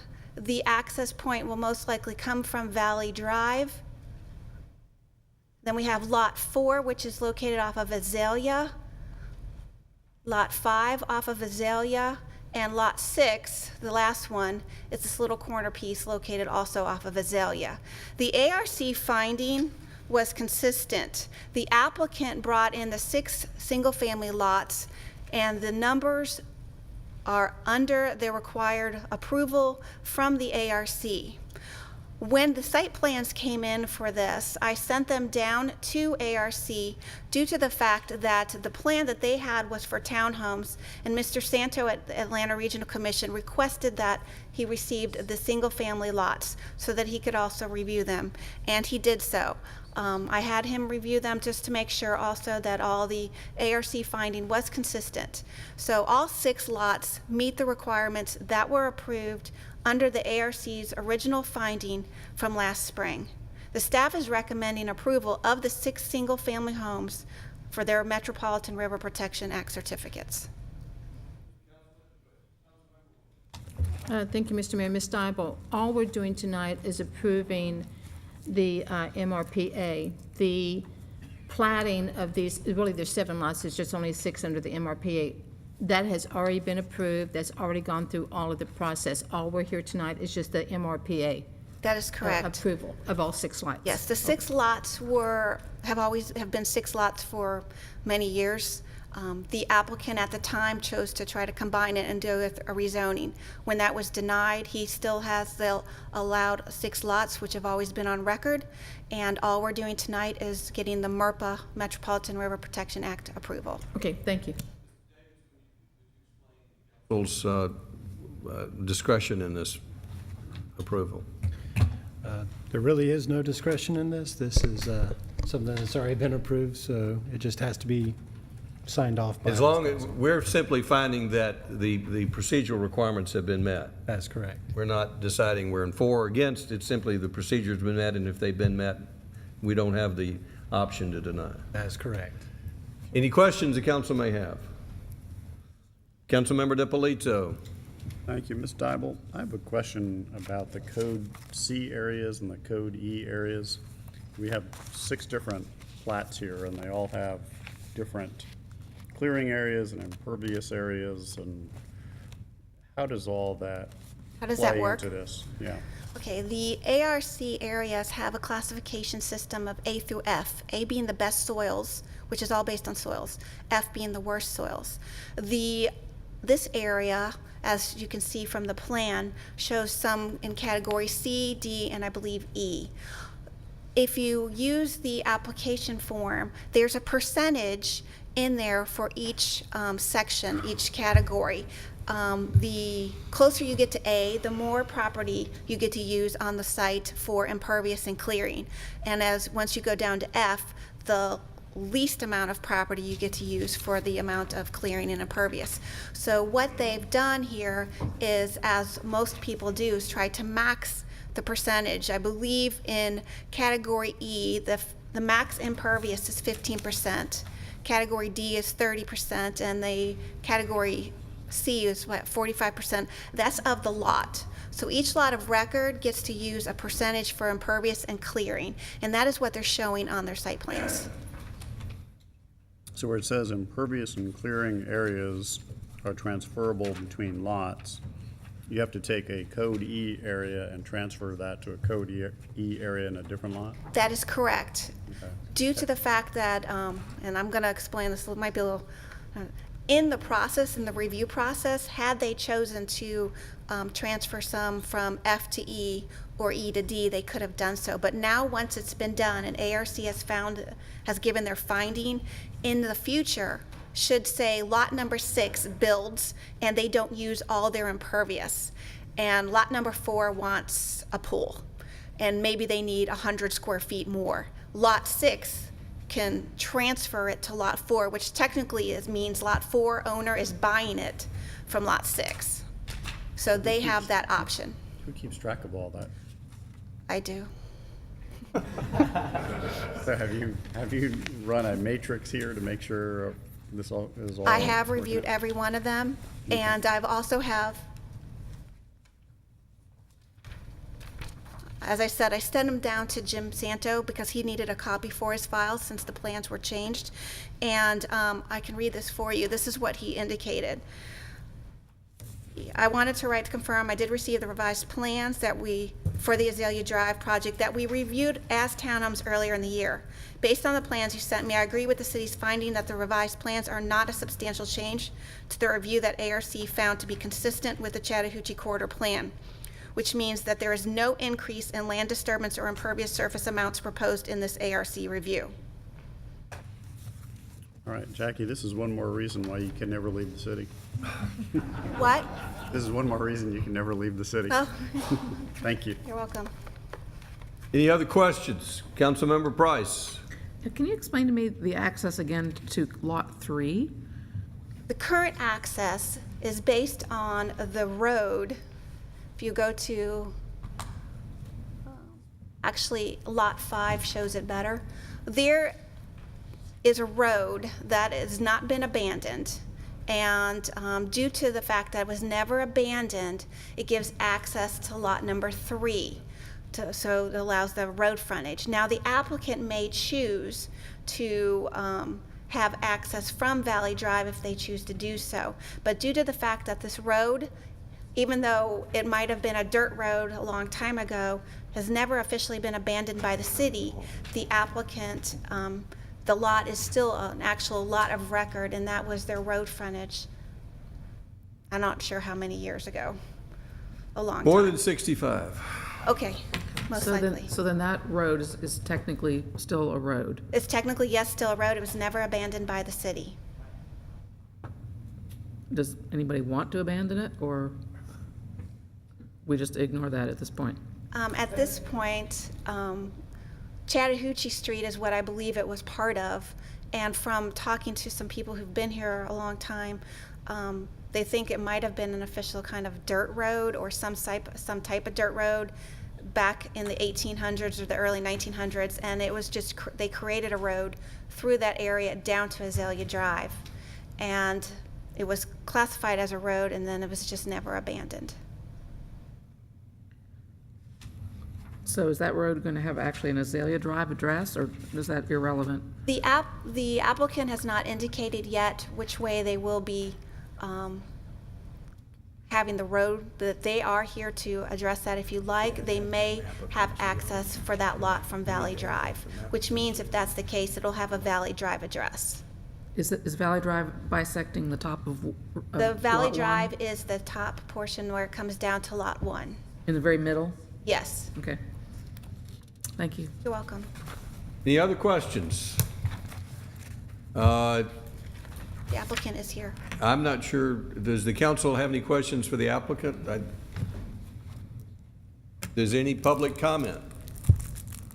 Yes, sir, come forward. We'll give the applicant opportunity for rebuttal if it's appropriate.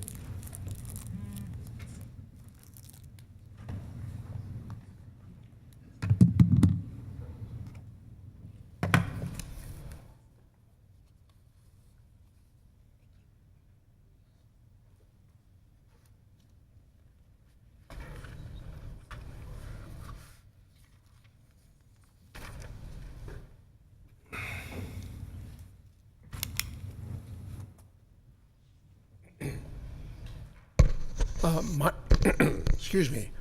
My name is Steve Jordan. My wife and I live in this property right here, which has an address on Connemara Road. When the applicant was considering or requesting townhomes, at one time there was a diagram that showed access from Lot 3 and Lot 5 across this lot here, which is the last lot in the Connemara subdivision, to connect to Connemara Road. So I have the question, which may have been answered, but may not be answered, since it's apparent the applicant hasn't said.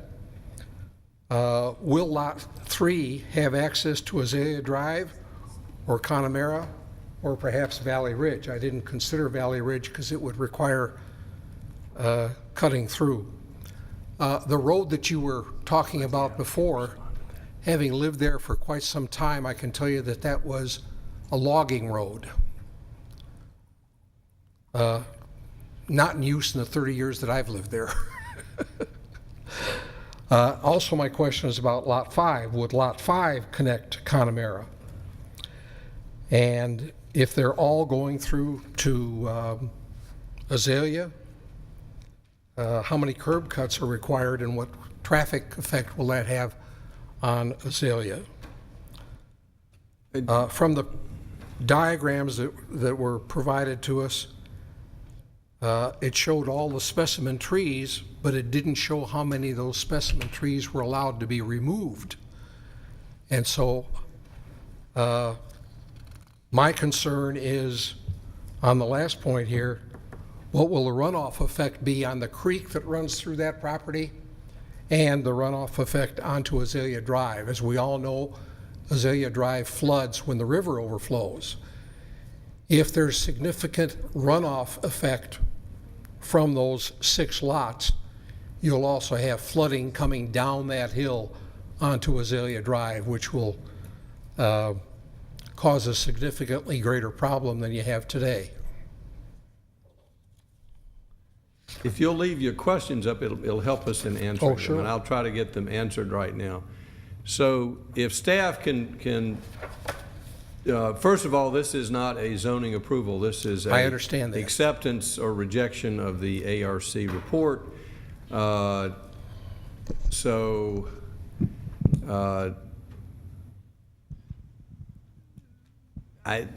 don't think there is a study of specimen tree removal required at this point? No, not at this time. However, under the clearing amounts for each lot, that is all they're allowed. So based on what's clearing, that includes all land disturbance, which also means removal of trees. So they're bound by those numbers. So I don't know how many specimen trees may be removed due to that, but those clearing amounts is what they're bound by. So he will have to come back later with a land disturbance permit He'll need application? yes. That will not require a public hearing, but at this point in time, the city does not require him to specify on a residential lot what's going to happen with specimen trees. If the applicant can answer the other questions, he probably have a quick answer. How many, the applicant will come forward? And you can just give me a yes or no, because I think so. They're yes or no answers. Will Lot 3 have access to Azalea Drive or Connemara? No, it'll come off of Valley. Will Lot 5 connect to Connemara? Probably not.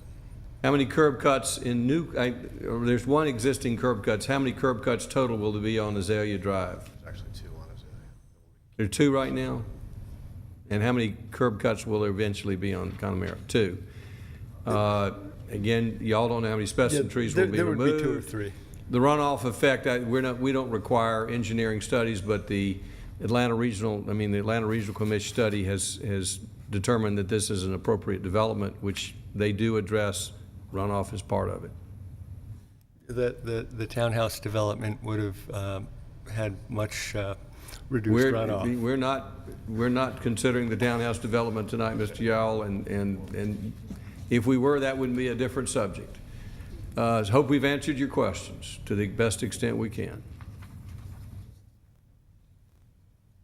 one answer disturbed me, and that was, will Lot 5 connect to Connemara? And the answer was not no, it was probably not, which leaves it wide open. The answer is wide open. As a property owner with property fronting on Connemara, that is his option. It That's does no not longer- front on Connemara. Connemara is a private road, and that subdivision will not allow Lot 5 to connect to Connemara Road. Well, we're not really in a position to make a legal determination. If the law does not allow him to connect to Connemara, then he will not be able to. If the law allows him to, he will. That will have to be resolved. We're not here to resolve that issue tonight. Who else would like to speak? Thank you. Thank you, sir. Yes, come forward, please.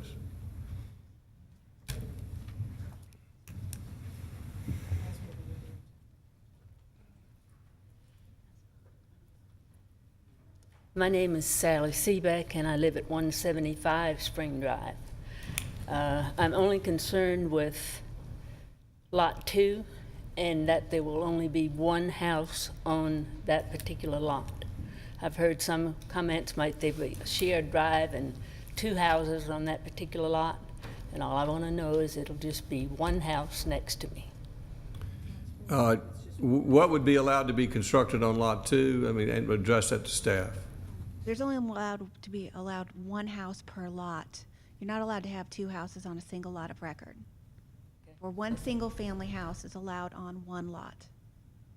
And Lot 2 is one lot? Lot 2 is one lot. Thank you. Thank you. Anyone else in the audience have any questions or comments? Yes, come forward, please. Councilman Price, is that to address to the citizen? Previous question. Did you want to have a question for the person who came forward? She doesn't necessarily have to come back, but just if I may get something clarified from staff. Yes, you may ask a question.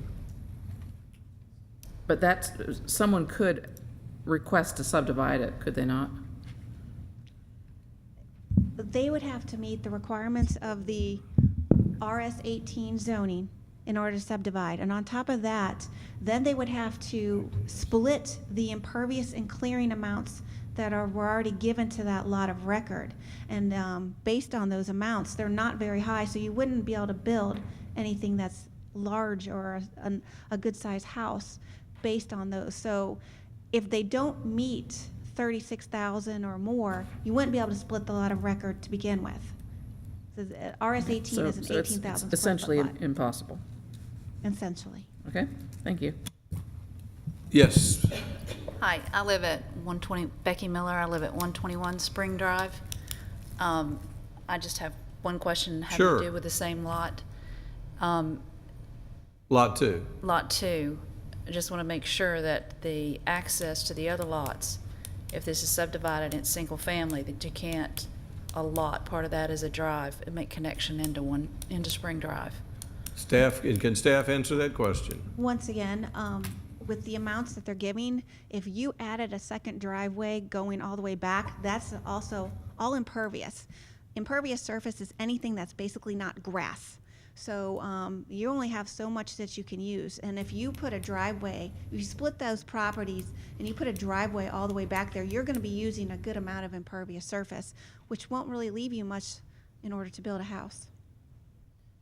Does that answer your question? It doesn't sound like it's feasible. It would be very difficult. Let me take a look at Lot 2.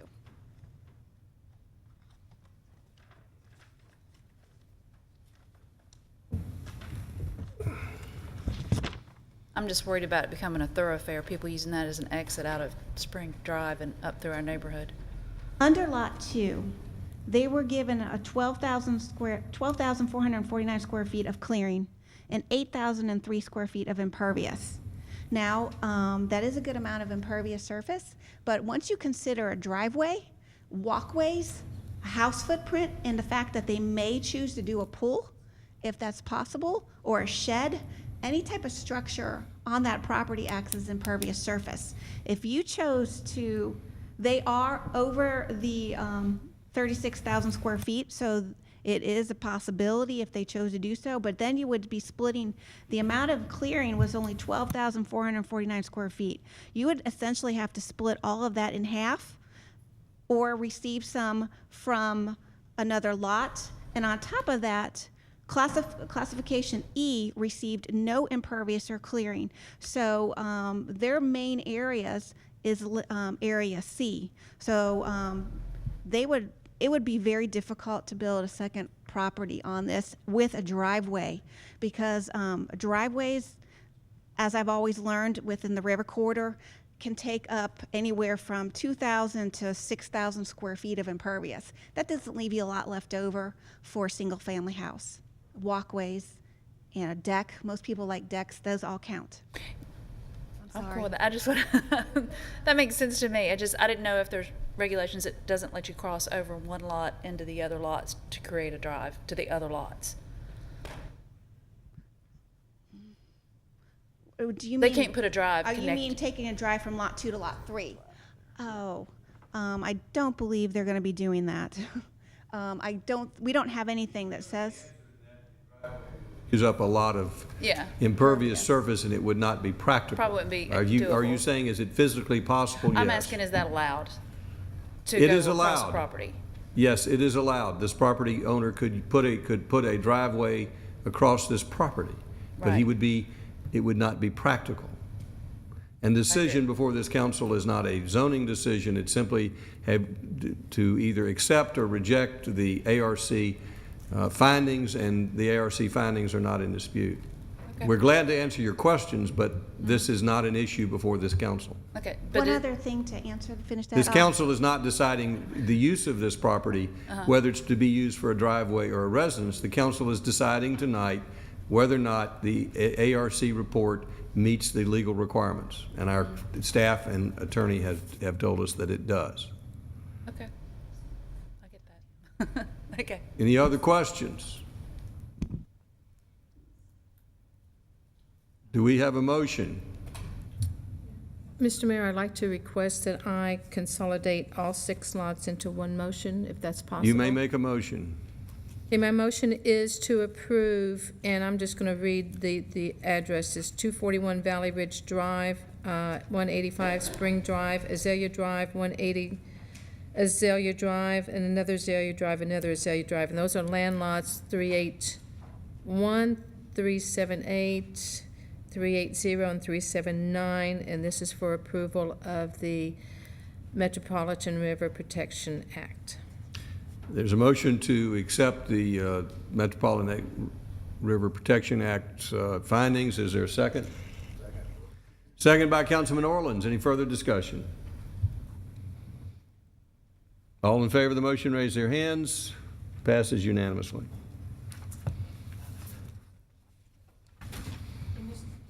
Mr. Mayor, the next one will be item 13.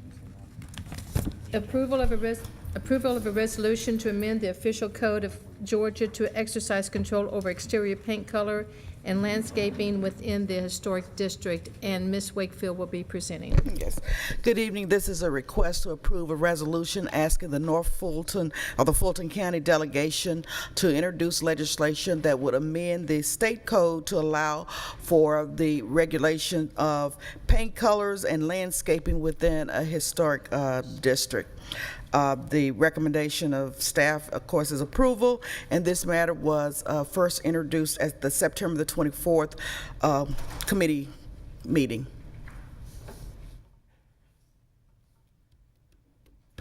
Any questions? Councilmember Price. I'm all in favor of keeping our historic district from requiring us to wear sunglasses to look at some of the buildings. On the other hand, in looking at the statute as it's written, it looks like, and Mr. Davidson and I have briefly discussed this, that even though the HPC cannot regulate color, actually the City Council can. So why can we not create a color palette that then would be required for compliance? Mr. Davidson, that sounds like a legal question to me. Do you have a response?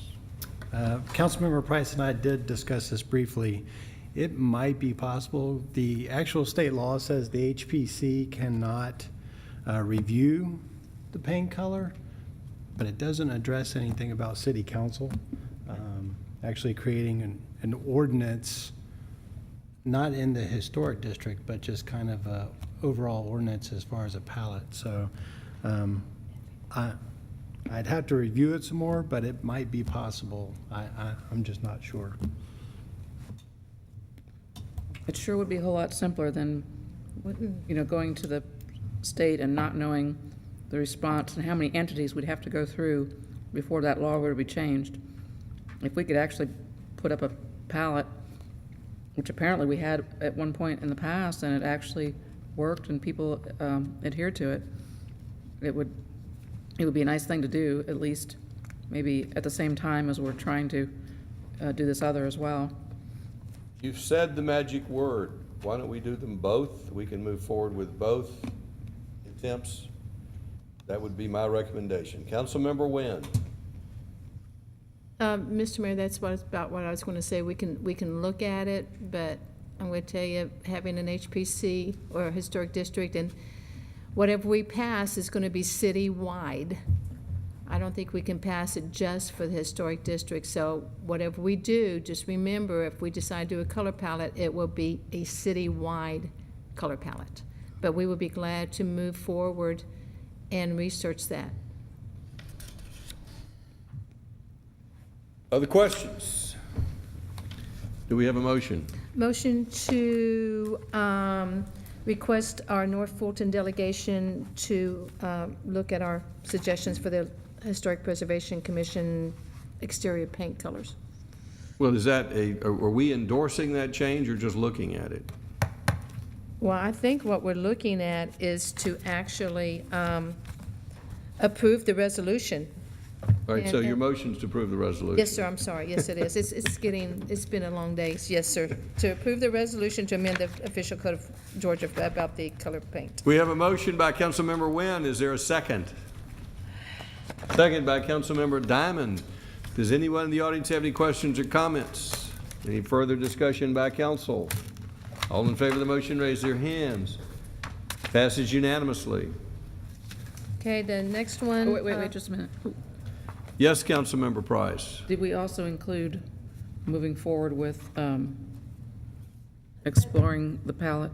That, we're going to do that. I don't think that's be part of the motion. We will, I'm assuming Ms. Love will instruct staff to research the feasibility of having a citywide color palette. I don't believe we need a motion. I will direct staff to take on that task with councilman, unless I hear an objection from council.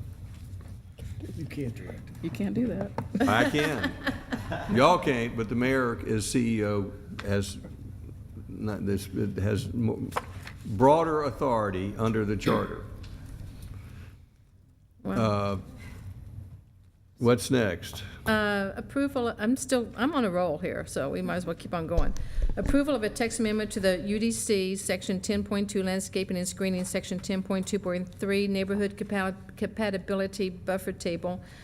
This item was deferred at the September 10th Mayor and Council meeting, and this will be another second reading. Mr. Davidson, if you'd read the ordinance, please. Thank you. This is an ordinance to amend Chapter 10 of the Unified Development Code, Section 10.2.3, to add wording to require a buffer between existing PRDs and proposed PRDs. Now therefore, the mayor and council of the city of Roswell, pursuant to their authority, do hereby adopt the following amendment. Article 10, Site Development, Section 10.2, Landscaping and Screening, Section 10.2.3, Neighborhood Compatibility Buffers Table, is amended to add under new project column and existing project an asterisk star in the PRD columns. Number 2, the following wording shall be added to table 10.2.3 neighborhood compatibility buffers, text of which is incorporated herein by reference. And if approved, this would be the second reading. Do we have a motion for approval? Motion to approve. Motion by Councilmember Wynn for approval. Is there a second? Second by Councilmember DePolito. Is there any questions? Council. Any comments from the floor? Councilmember DePolito. I did have one comment, and although I love the language that was proposed, I think we do need to think about, and maybe not tonight, but that for the proposed PRD, it really, we may want to consider any time it abuts residential, not just a residential PRD, because the real goal is when you have houses next to one another, why is there a need to have a larger buffer? But since we've spent so much time on this, I don't want to muddy the water. But I think there may be situations that come up in the future where a PRD is abutting existing residential that's not a PRD, but would still like to have the same thing. Mr. Mayor, can you direct staff to research that? Staff is volunteering. They don't need direction tonight. So I will not put that in my motion since US CEO has now directed staff. I appreciate that very much. We have a motion and a second. Any further discussion? All in favor of the motion, raise their hands. That's Councilmember Orleans. That is unanimous. Okay, my last one. Initiation of a text amendment to chapters 5 and 9 of the UDC regarding boutique hotels. And Ms. Steibel, I have to say, you're doing an exceptional job standing in for Mr. Townsend tonight. Oh, thank you. I'll let Mr. Townsend know when he returns next week. This is the initiation of the boutique hotel amendment that went to committee and was placed on the agenda. The boutique hotel, according to this ordinance, is looking to show for 31 to 125 rooms with a definition and to renumber section 9.5.6D and 9.5.6E. Do we have a Staff motion? would recommend approval of the initiation to send this text amendment forward. Do we have a motion for approval? Yeah, Mr. Mayor, I was going to ask if I can, because I know one of my council members will like to. Well, we'll entertain a question from Councilmember Orleans before I entertain a motion. Thank you. This is coming, we've had quite a few discussions on it, and this is coming forward as a maximum of 125 rooms. And I think everybody got an example that Mr. Councilman DiPolito sent around of a courtyard with 125 rooms that was pretty massive, four-story building. And so I would like to go back to our first discussion of limiting it to 100 rooms from 31 to 100 for this classification. Any other comments? Councilmember DiPolito. Thank you. Yeah, I had sent that around because I had that concern. But at the end of the day, it's really about the massing and what's included in the hotel. Courtyards typically have a lot of ancillary functions, which adds to their total square footage.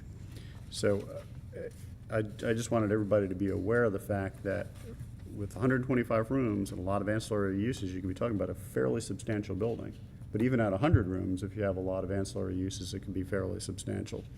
So I think having the condition in here, a conditional use, protects us for that. Then we can look at it on a case-by-case basis and see where it's appropriate and where it's not. I think what we may want to do is try to button down what a boutique hotel is in our eyes. And I also sent around some, or I may have sent it just to staff, some industry standards. But there's no true industry standard. You can't look at it and say, here's what's in a boutique hotel. But there's just kind of ideas of what different people consider them to be. And maybe one way to skin this as it's going through the process is to really fine tune that and understand, you know, if it's, whether it's 100 or 125 rooms, but what else do we think is appropriate to be included in that? My suggestion is to leave it conditional because you're going to see a lot of different proposals. There's no way to define all of them. So if you're going to make it conditional, you've covered yourself. Councilmember Diamond. I think that's the conditional is the key to this, and I think from the people that I've talked to in the industry, you know, the movement is to go to these smaller, more efficient rooms, and I think it's a lot like, you know, if you're going to replace an apartment with an apartment, it looks different if there's a different number of bedrooms, and I think the same thing holds with a hotel. So many of the rooms are following more of a European model that are very compact and not as ornate and suite-like as some of the Embassy Suite kind of old courtyard kind of rooms. So I would be comfortable staying at 125 just to give us that flexibility, because as soon as somebody comes in with 102 and we love it, we're back here again. So I'm comfortable with this considering it's conditional. My suggestion is rather than a long debate tonight, this is just an initiation. It can be changed to 25 rooms to 2,000 rooms in the process. Do we have a motion? Yes, sir. My motion is to move forward with the initiation of a text amendment to chapters 5 and 9 of the UDC regarding boutique hotels. Is there a second? Further comments? Councilman Orleans. You sniffed me with the motion before my follow-up and questions. So I guess in order to work with the motion now already on the floor, I'll just move to amend it to a max of 100 rooms, because I really think, as Councilman DiPolito mentioned, it is all the other amenities that go with it, and it does make it massive. But I'm trying to remember that we are dealing in a historic district, and size and scale is important. And when the original request came to us from Roswell, Inc., it was based on 100 rooms. And I think the whole concept of boutique is classy and somewhat not massive. So I would like to move for amendment of 100-room maximum on this category. Motion by Councilman Orleans for a 100-room maximum on this initiation. Is there a second? Second. Second by Councilmember Price. Any further discussion on that? We're going to vote on the amendment first. Any further discussion on the amendment? All in favor? Councilmember DiPolito. I don't consider myself an expert in hotels, so I don't know the difference between what a 100-room hotel looks like and a 125-room hotel room looks like. So it's I think conditional covers us, so I'm comfortable with the 125. Mr. Davidson, if we pass this at 100, are we limited to that number fixed as this discussion goes forward? Can we raise or lower that number from 100 if we pass it at 100? Or at 125, are we fixed at that number? Are you talking if you pass it tonight, or if you pass it? If you passed a initiation at 125 or 100. You can change it till the second reading. Any further discussion? Councilman Orleans. I guess the point is, and I agree, making it conditional zoning, but whenever you have a max in, everybody comes in and requests a max. So yeah, it'll still be conditional zoning at the 100 rooms. And I guess my other question to Mr. Davidson is, can an exception be made for, if it is past a second reading at 100 rooms, can an exception be made if somebody comes in and has a category that has 105 rooms or 110 rooms? You mean a variance? Right. Could you grant a variance if we pass it 100 room max? Would that be subject to a variance? It's trying to... A conditional zoning with a variance on top of it. It's trying to create a category here is all it is. It's not getting out of control for the historic district, so. I don't think you can vary a definition, and that's what this is. So it might be a different type of hotel that you might be able to allow. Correct. I don't know what would be Good. there. Yeah, just wanted to clarify that. Thank you. All right, so we're voting on the amendment first. Any further discussion on limiting the initiation to 100 rooms? All in favor of that motion, raise their hands. That's Councilmember Orleans in favor. Councilmember Price, did you second it? Well, I'm just looking at something. Would you like more time before you vote? All right, I have two. We've now called a boutique hotel only at minimum 31 rooms? The motion is to initiate a boutique hotel ordinance. The amendment is to initiate a boutique hotel limited to 100 rooms. I'm in favor of that. However, I just happened to notice, what happens between 6 and 31 rooms? Does staff understand the question? Yes, hold on a second. We have Councilmember Diamond says she thinks she has an answer. I think the simple answer is we have two boutique hotels in the code, and one is 6 to 30 rooms, and one is 31 to 120. Are they both conditional, or is one permitted? It depends on where it is. If you're talking about the historic district, The bed and breakfast is up to 6 rooms, permitted in all districts. Our boutique hotel that's listed 7 to 30 rooms is conditional in the DR classification, but permitted by right in our DX, DS, and DH districts. All right. I believe the one you're requesting tonight for the boutique hotel 31 to 125 would be conditional in the 4 categories. Do you understand the answer, Councilmember Price? Yeah, and I do recall that from discussion. So the fact that this is highlighted yellow doesn't mean we're changing that one, but we're actually adding another category. You'd be below adding it. another classification. Right, okay. I'm okay with that. So all those in favor of the amendment to limit the number of rooms in a boutique hotel to 100 in the initiation of the ordinance, raise their hands. Councilman Orleans and Councilmember Price. Motion fails. Well, no, all opposed. That's 4 opposed. Motion fails. So we're to the original motion, which is to initiate the boutique hotel conditional at 125 rooms max. All in favor of that motion, raise their hands. Councilmember Diamond, DiPolito, Nguyen, and Eichelhart, Orleans, and all opposed. That's Councilmember Price opposed. So it passes 5-1. If I can make Councilmember Eichelhart would like to make a comment. one comment, since this is an initiation that we'll consider further, maybe an idea that if we made it 100, we have some other things where we've given an allowance of an additional, so we say up to 25% based on some number of criteria. I don't know what that would be. All of those can be But added. maybe that cuts all ways that way. Just something to consider. I was looking at some things before the meeting tonight, and one of the things I happened to read was a boutique hotel, and it didn't mention the rooms, but it mentioned all the ancillary uses, which were quite numerous. So they do have them, so it is possible. All right, now we'll turn to Richard DiPolito, liaison to the Environmental Public Works Department. Please call your agenda. Thank you, Mr. Mayor. This is approval for the mayor and/or city administrator to sign a contract with Advanced Disposal Recycling Services Atlanta, LLC, for weekly residential curbside recycling and yard waste collection and disposition services in the amount of $2,474,366.40. This item will be presented by Alice Champagne. Good evening, Mayor and Council. This item, just to summarize, was issued the RFP for the residential curbside recycling and yard waste collection and disposal services. 4 proposals were received. Evaluation committee reviewed them and unanimously recommended the approval of advanced disposal recycling services. It was taken up at committee and recommended to move forward. At that point, there were questions regarding switching from 5 days pickup to 2. The finance director, Keith Lee, gave you information in your packets. We do have some people available for questions. Does the council have any questions? Do we have a motion?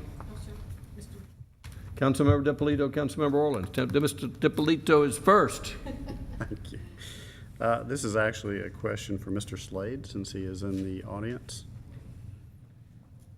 There was a proposal to provide yard waste collection on Monday and Tuesday only,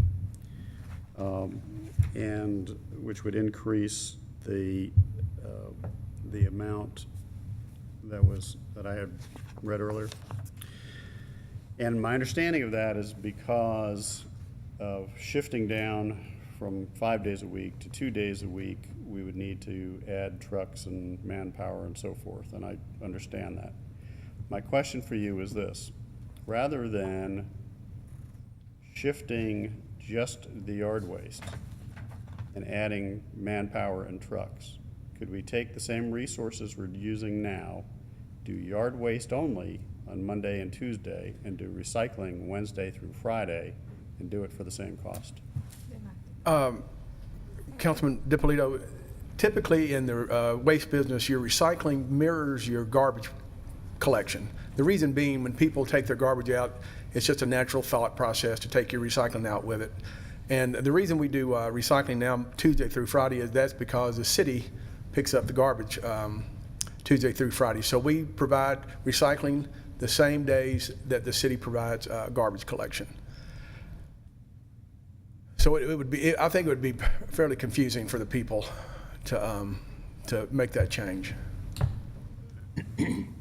So we couldn't do trash and recycling in 3 days and do yard waste in 2 days? I'm sorry, could you say that again? Could we do yard waste and, recycling and trash collection? Would you have, part of that would have to be, Wednesday through Friday? we'd have to address that to our Public Works, because our Public Works Yeah. picks it up. 4 It's days. not all by the same company. We're not really staffed to pick up. We'd have to add trucks and people to shorten our work week. Yeah, it would be And then very we'd difficult. have, it would create a lot of operational issues within our solid waste pickup to go to that shortened time period. Just trying to find a way to get yard waste down to 2 days without increasing the cost. I understand, and, originally, we were asked to see if we could do it all on Monday, and that would even create more trucks to have to be acquired and more people. And so then we thought Monday, Tuesday, and the increase primarily just addresses the additional cost for equipment and labor. You're picking up the same number of homes, you're picking up the same amount of material, but you've got 14 routes that now you're doing 6 on Monday, 2 Tuesday, Wednesday, Thursday, and Friday. Now you're moving those 14 all to Monday and Tuesday. I'm not sure about routing, but it would either be 9 on Monday and 5 on Tuesday, or 7 and 7 or something like that. But it would require an additional 3 trucks to make up the 6 routes that you're moving off Tuesday, Wednesday, Thursday, and Friday. But then you're also not using those trucks or those personnel the rest of the week. And that's a great question, and I brought that up today to my boss, and he said that in theory, this is a 3-year contract with 2 one-year options. And in theory, yes, you could take those trucks and those guys Wednesday, Thursday, and Friday and develop your existing routes and grow in and utilize those vehicles and people. But it takes time. You grow typically in the waste business, you grow by acquisition, by getting a contract with a government, or just through going out and getting neighborhoods, that type thing. And to fill in for 3 trucks would take a substantial amount of time. How long? Well, typically right now everybody's got the service, so you're out trying to get the same service from somebody that's already providing that service. So but even if you got a government contract, in order to bid it, I would have to bid it. I couldn't do it on Monday and Tuesday. I'd have to bid their collection on Wednesday, Thursday, and Friday, and nobody wants Wednesday, Thursday, and Friday. They don't even want it for garbage. They really they want everything on Monday and Tuesday. It'd be difficult to do. So that's really, even though you said you could probably do it over time, realistically, you probably couldn't. Well, no, I think over time you would fill in. But it would be a challenge to find something for those trucks to do and those people until you were able to fill it in. I guess there are ways you can maybe do some route shifting, but that would be a lot of work. % increase in yard waste in order to shift it to 2 days, which is kind of hard to swallow when you look at it that way. When you look at it on a per customer basis, it's not a whole lot. Right. But when you look at it as an increase in the cost of yard waste, it's substantial. So I'm trying to figure out, is there a way to get the best of both worlds here? We keep that cost down, cover your costs, but still get what our residents would prefer, which is a Monday, Tuesday. Mr. Dippolito, we're open to all ideas. Well, I'm throwing them out there. If anybody else has ideas, I'm more than willing to listen to them. Councilmember Diamond. Well, sorry. As somebody who has sworn off yard work, I know that most of the people in the neighborhoods that I see have lawn services all over the place. So I don't know how many requests do you get for this? Maybe this is a staff question. But. The city of Roswell, unlike most other cities, we actually pick up, if they have a lawn service, just about everybody tells their lawn service just to place it at the curb and the city picks it up. And so, and we go by every house. They wouldn't be on the weekends. They'd be any day of the week, right? I'm sorry? So they might be a Wednesday lawn service, so Thursday might be fine. That's true. That's exactly right.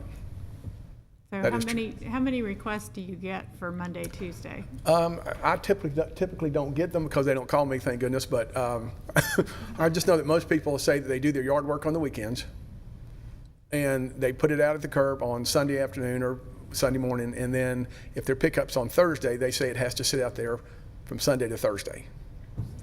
And so, so Rich and Jerry and everybody was trying to figure out a way to get everybody as close to Monday and Tuesday to make everybody. But you're right. If their yard gets done on Wednesday or Thursday, then they've got to sit around and wait till Monday or Tuesday. Yeah, That's correct. and I'm all for making it Monday, Tuesday, if that's what a lot of people want, but $200,000 is a lot of money. And I don't know, if you look at it for every customer, but I don't think every customer has yard waste out there. I think a lot of us don't do it very often. Well, the question is, I think the vendor has given us his answer, and this council can either choose to approve this or I'm interested to pay know for what the premium demand service. is. If you'll indulge me, I'm a former staff member of the city, and I have a little... Can we have your name and address, please? Stuart Mooring, 190 Burkemead Court. We have had, over the past 5 or 6 years, I suppose, I have received a double handful of requests, maybe a dozen or so, of, well, why can't we have Monday or Tuesday pickup or things like that? The more common issue that arises is for HOAs. HOAs want Monday pickup because the majority of people who are doing their own yard work do it on the weekend and they want to put it out. And the HOAs, well, those that have enforcement staff go around and check, and they don't want anybody to have their yard waste out there more than, earlier than 5 p.m. the day before pickup. So that creates a hardship within those subdivisions. And so the HOAs have complained about it.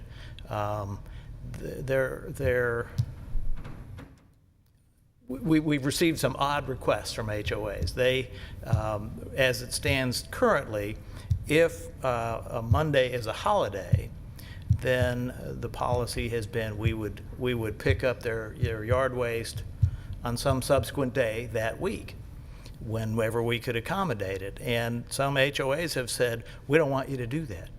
We either want it on a date certain or don't do it at all. And it's just hard to explain, and I can't even recall all of the different sorts of requests that have been made about yard waste, but it is a very, very volatile subject that is of great concern to, well, for those citizens who are concerned about it, they're very concerned. That's what I can tell you, and I think that we need to have pretty clearly defined terms of when that would take place. But the fact is, we have not been overwhelmed with requests for Monday pickup. Councilmember Orleans. The reason I requested this have us look at it closer for the Monday, Tuesday yard waste pickup was there was a lot of discussion about it years ago when we were doing this, and that originally the thought and some commitments made about rotating people. So if you had Monday for a year, 2 years, whatever it was, then you ended up on Friday or Tuesday, Thursday, whatever it was. And that really is very unreal. You really can't do that. It's and people getting changed. It's a very hard process to go through. And we've talked about this in the past, and I'm surprised actually. I didn't think the cost was that much more. It's 70 cents per house, and I don't get 28% out of that, but I'm not sure where that comes from. But 70 cents over 572. So that's why I was suggesting we go to the alternative and include it 70 cents for Monday, Tuesday yard waste pickup. And our fund is able to handle the increase. We've talked about moving that fund down in the past. So I would like to make a motion or an amendment to the motion. I don't know if Rich has already made one or not, to include Monday, Tuesday yard waste, to get the discussion on the table and see where we're at and it's worth going forward or not. Councilmember Price, did you have your hand up? Yes, thank you. I was just wanting to clarify, this does or doesn't include recycling pickup? It does. Recycling is included in the. But I mean, the day changes would. No, recycling stays the same. Recycling stays the same, thank you. Feel for those people who have to take out their yard waste on a different day than Monday or Tuesday. I cannot personally support the extra expense. The fact that we may have money in reserve doesn't mean it's money to burn, and I think we're burning up a lot of money if we spend over $200,000 for yard waste pickup, which is sporadic. So I would not support the amendment or the motion but then again, I don't even know if I'll get to vote. So, Councilmember Nguyen. Thank you, Mr. Mayor. I have my garbage and my recycling on Tuesday and my yard waste on Thursday. And in my subdivision, that's how it is, and that's what we live with. And I understand what Councilmember Orleans is saying. And we work around it. I mean, we put the bags either in the backyard or by the side of the house, and on Thursday mornings or Wednesday night, Thursday mornings, we take it out. Again, I understand where he's going, but I just can't see spending taxpayers' dollars to change it just because somebody does yard work on Saturday and Sunday and they don't want to put it out until Thursday. So, and I haven't heard any complaints from anybody of the 700 and some odd houses in my subdivision saying, can you get this changed? It's just it's a way of life. We've been doing it for, I don't know how many years you've been doing it for us, Charlie. So I can't support changing the yard waste days and putting more, to me, more expense on you. And you're doing a year by year, or whatever is contract, and you know, it's not a guarantee that you're always going to be with us. So I think that's an added expense that I don't think either side really wants to deal with. So, but we're not there to take it. Your company and you guys do a great job for us. We appreciate it. Further discussion before we entertain a motion. Councilmember Eichelhardt. I'm just glad this didn't fall under administration somehow.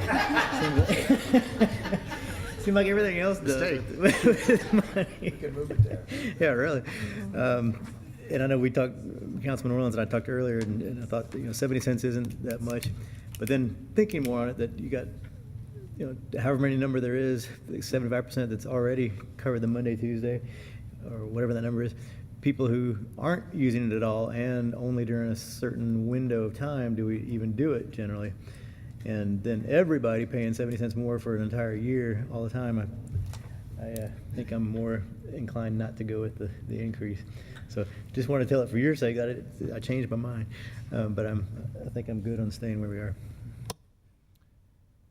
Any further comment before we entertain a motion? Councilman Orleans. I just want to say I'm getting a general feeling of the council, but I just wanted us to have the discussion. I felt we needed to bring it up from comments and input I've had over years in the past. So. Do we have a motion? Yes, sir. First, want to comment that Councilman Orleans was correct. I did calculate the percentage incorrectly. I actually used the recycling number, so it's more of it would have been a 12% increase in the yard waste. So thank you for noticing that. And I agree with Councilmember Nguyen about her comments, with the exception of, I'd be happy to put this cost on you and us not absorb it, but that's all right. I understand. If I could make a suggestion, when in 3 years we have 2 one-year options, that might be a really good time to bring it up again.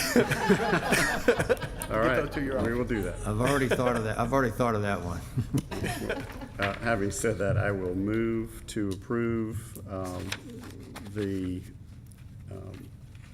contract, or the approval for the mayor and city administrator to sign a contract with Advanced Disposal Recycling Services in the amount of $2,474,366.40. Motion by Councilmember DiPolito. Is there a second? Second by Councilmember Nguyen. Anyone in the audience have any questions or comments? Any further discussion by council? All in favor of the motion, raise their hands. Passes unanimously.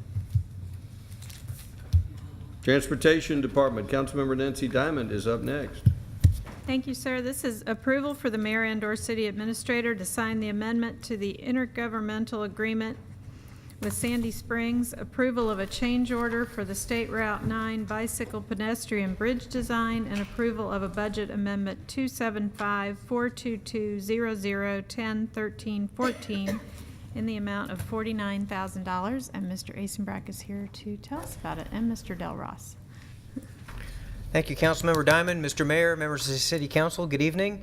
We are well underway to designing our bicycle and pedestrian bridge across the Chattahoochee River. I have a graphic here showing you State Route 9 bridge and the proposed alignment of the new bridge. As you probably know, that over these life of these major capital projects like this, that things can change. And one of the things that's changed is we have been asked to look at an additional environmental requirement involving and analyzing the underwater archaeology of the area around Chattahoochee River and Vickery Creek. I brought the project manager, Rob Del Ross, here to answer any questions, but basically this is a partnership that, as you know, we have with our sister city of Sandy Springs, and the $96,000 study amount will be split approximately evenly with our sister city.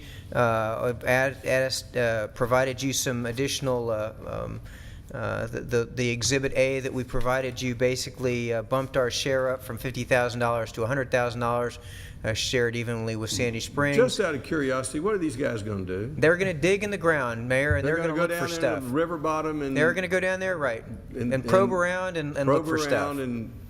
And good Lord willing, we will not find anything. Discarded trash that people threw off the road over the last 100 years. Well, that's not what they're looking for, Mayor. They're looking for significant artifacts.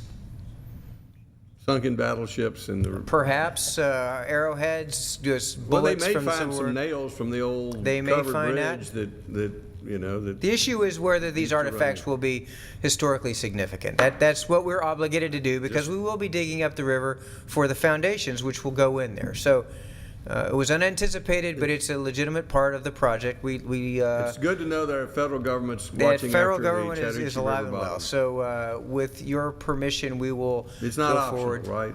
Unfortunately, it's not, Mayor. Any questions for Mr. Asenbrack? Councilmember Diamond. Might they clean up the trash they find while they're there, or can we expect any? This is really just a search, if you will. I'm sure they're going to find beer cans and stuff like that, but that's not the intent here. The intent here is to make sure that there's nothing historically significant in either the creek bed or the riverbed. Atlantis could be down there. We could find Atlantis. That's what Atlanta was named for, and that's probably why hopefully they're we still won't, looking Mayor. for Atlantis. Councilmember DiPolito. Did they give any indication of what they might find down there? Or is there some expectation that one of the old wooden bridges may have foundations there? Along with manpower, they've got actual boats with sonar equipment that they'll be out in the river using, so they're probing beneath into the silt. I got the feeling they basically need to into the bed. justify these sonar in these boats in the way they need to. It's called bureaucratic welfare. So there's been no description of, we think there may be an old Speaking bridge. with the subconsultant that's actually doing the work, they question the need as well, and they're not sure what they're going to find. Okay, thank you. We're looking for bats too, but that's another issue. Underwater bats. Councilmember Aguilar. We'll hope they don't find anything, but if they do find something, is it going to cause problems for the project? Potentially. Probably shouldn't have asked that, but. I mean, that's, in all honesty, this is just a study, and we'll have to follow it where it leads. I mean, it's possible that there could be some old mill ruins down there. Now, it doesn't necessarily mean, we don't know. We'll just have to come back to the council if they find something historically significant. Councilmember Orleans. So, Steve, our total cost is going to end up being $412,000? Yes, sir. And this is going to satisfy people that want to ride their bicycles across the river, and it's double what we could have spent helping our every citizen, every house in the city at 70 cents a household. But this is going to be $412,000 to help a few people that it fits, and a total cost of $3.8 million. I just want to understand what we're looking at. I'm sorry. Thank you very much. Any other questions? Any other questions? Do we have a motion? My motion is that we hold our collective noes and approve the approval of signing the contract. Motion by Councilmember Diamond. Is there a second? Second by Councilmember DiPolito. Does anyone in the audience have any questions or comments? Any further discussion by council? All in favor of the motion, raise their hands. Councilmember Price, are you voting? Do I have to hold my nose? If you're voting, well, that's Councilmember Orland's Eigelhart. That's unanimous. Thank you. All right. Next is approval for the mayor and/or city administrator to accept one right-of-way agreement for the Howes Road and Hembry Road intersection improvement project in the amount of $250,000 and budget amendment BA 230-42101-10-13-14 to move $101,000 to cover the agreement amount. Mr. Eisenbrock. Thank you, Councilmember Diamond. Tonight, we actually have the next two agenda items involve right-of-way acquisition. I just wanted to give you some context to what was going on. This is a rendering of our future roundabout at Howes and Hembry. This axis is north and south. The church is here on the southwest corner, and the two parcels that we're talking about tonight are the northeast corner and the northwest corner. So the first, the motion that's on the table, or the agenda item tonight, is to deal with the northeast corner, and I want to give you just a little bit more explanation or context here.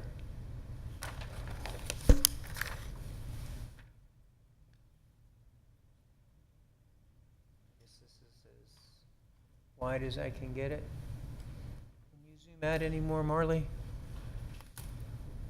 I guess that's it. Okay, so anyway, what I wanted to show you is that this is the existing road alignment. This is north, the top of this diagram. And this is Hembry traveling east and west. The roundabout contemplates a new center line, which sort of bulges to the east and goes a little bit to the north. And that is what is basically the basis of the alignment of the new road. What I'd like you to draw your attention to is the fact that in this parcel in the northeast corner that we're talking about, we moved the roundabout to the east for a number of reasons: the topography, the church, and quite honestly, the way the house sits here is significantly back from where the roundabout is. And so staff has had the project manager Rob, our right-of-way coordinator Claire, have done an enormous amount of work negotiating with the property owner to get professional appraisals, make offers, get counter offers, work through their side versus our side. And I just wanted to let the council know that these two people have done yeoman's work for the city in bringing us to this part right here. Our goal is to seek an equitable agreement with property owners where we are fair to them, but we're also fair to the rest of the taxpayers of the city. And I am comfortable that even though this looks like a lot of money, given the impacts to that property, that it's actually a reasonable position for us to take. Councilmember DiPolito. Thank you. Yeah, I agree, especially since the rest of the roundabout is free. That's a good thing. What is the reason for having such a large amount of grass between the curb line and the edge of the right-of-way? It looks like we're taking a lot of that property owner's property and it's just going to be grass area. What you see in the solid black lines is the edge of pavement for the roundabout that we're constructing. Right. In order to meet the requirements for future design and a future build out 10 or so years from now, we actually acquired the right of way for a second lane heading north.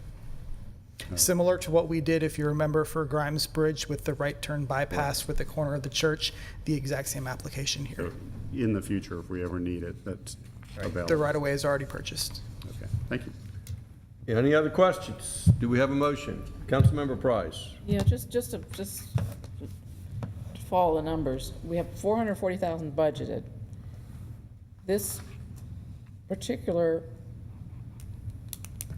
request is for 250,000 for both the northeast and northwest. No, ma'am, this is just for the one. This is simply for this quadrant. For the northeast, okay. Northeast, yes, ma'am. So why are we moving 101,000?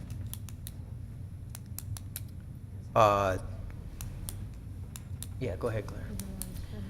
When we came before you to get the blanket approval to acquire the right-of-way, we got it up to 440. After closing all the parcels, this 250 that we're gonna hopefully pay to close it would put us over that 440 by 101,000.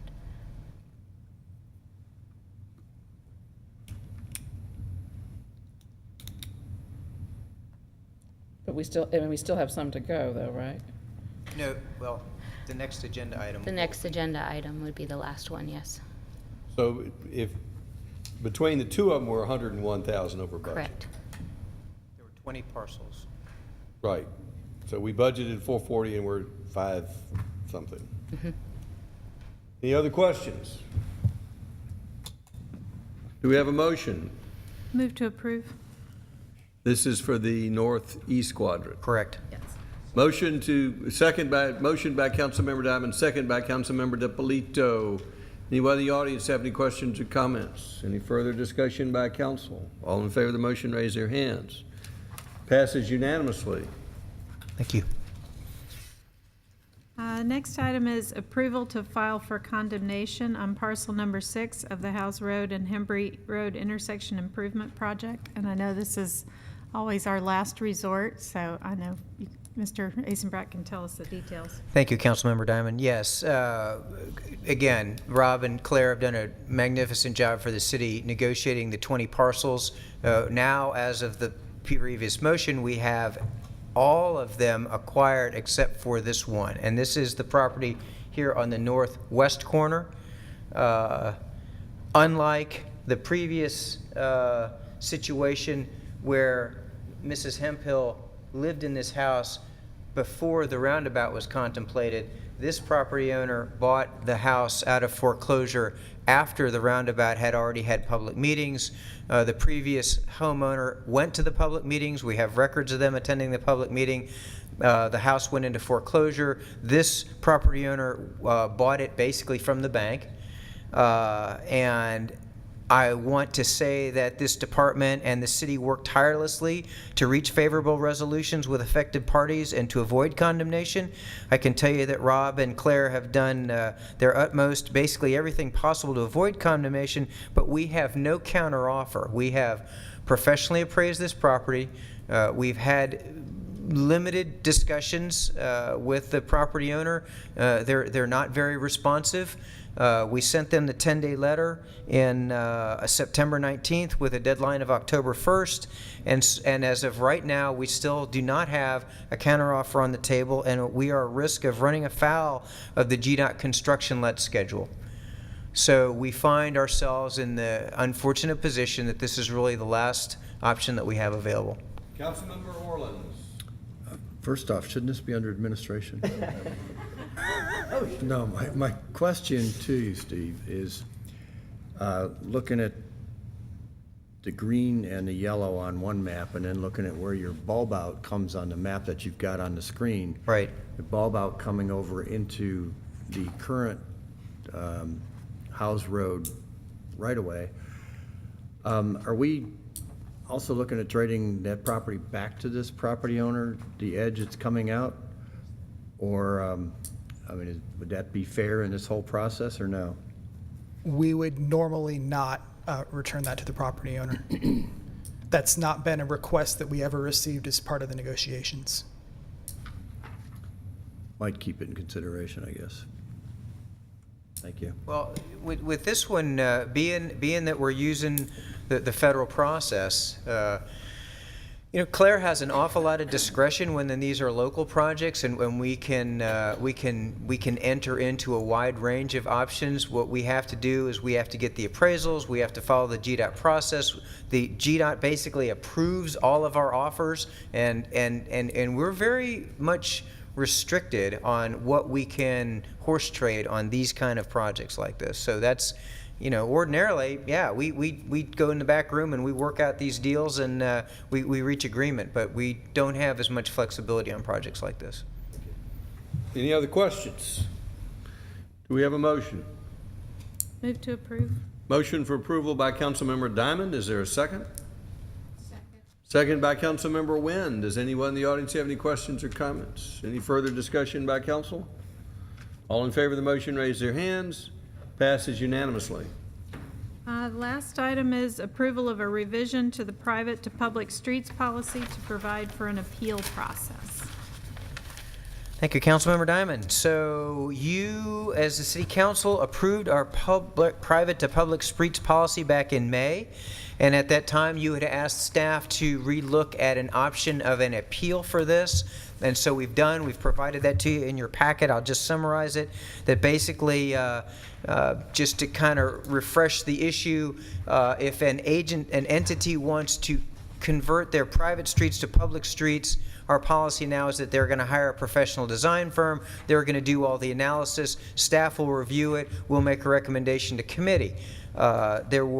If there was a chance that we would recommend or that we would come to you and say that they do not meet the city standards, we would be required to notify that entity 5 days in advance to the Transportation Committee. They would have the opportunity to come then state their case to you as provided for in this appeal process, and then the City Council can make their decision, and that decision then would be final. Does the council have any questions? Councilmember Price. Yeah, when I asked to have an appeal for this, I really thought it was going to be at the council voting level and not at the committee level, which is basically the way it's been happening in the past. But to take a public vote here was really the idea. And I'm in a quandary because if I vote against this, it looks like I'm voting against the appeal, which is what I was trying to put in place in the first place. But the way it's structured is that there's really no appeal at all because it's not an official vote. Mr. Davidson perhaps can answer the question. It looks like the actual vote would come to mayor and council if the committee elects to move it forward. That's correct. So all you're doing in committee is moving it to the council meeting to take a vote or requesting more information. But you can't have an official hearing at a committee meeting. That's why the committee could send it to council for an official hearing. So that's still at the committee's discretion, not at the homeowner's discretion. Homeowner requests a hearing, they should get a hearing. You will have an opportunity to hear them at committee. It is still your choice to bring it to the full council, and you can still hear their position in an open forum, just like this. I mean, it really doesn't change anything. It gives you the opportunity to hear them sort of informally in a committee meeting, and then get their comments on the record here in a council meeting. Councilmember Price, technically, it does not require a committee vote to bring something to the entire council. An individual council member could ask that this be placed on the agenda, or the mayor or the city administrator, regardless of the committee vote. The committee vote is a practice, but nothing has to come to committee before it goes to council. Any council member could disagree with staff and put this on the agenda for a vote. Can wording to that effect be included? Well, we could, but that's a general rule that applies across the board. Mr. Davidson, do we have that specifically stated that who can place things on the agenda? I thought we did. It's in the Code of Ordinances. So there is a separate ordinance which establishes that right of a council member to place something on the agenda. A citizen cannot, but a council member can. I would recommend against this council turning over what goes on the agenda to the citizens. Correct, but again, we were trying to make it so that the citizen understood their right. So if they understand that they can request a public vote, that's just, it doesn't solve anything because it hasn't really indicated that. I mean, presumably it's already come up to committee and it's already been, well, it doesn't have to because it's now completely in the purview of the department.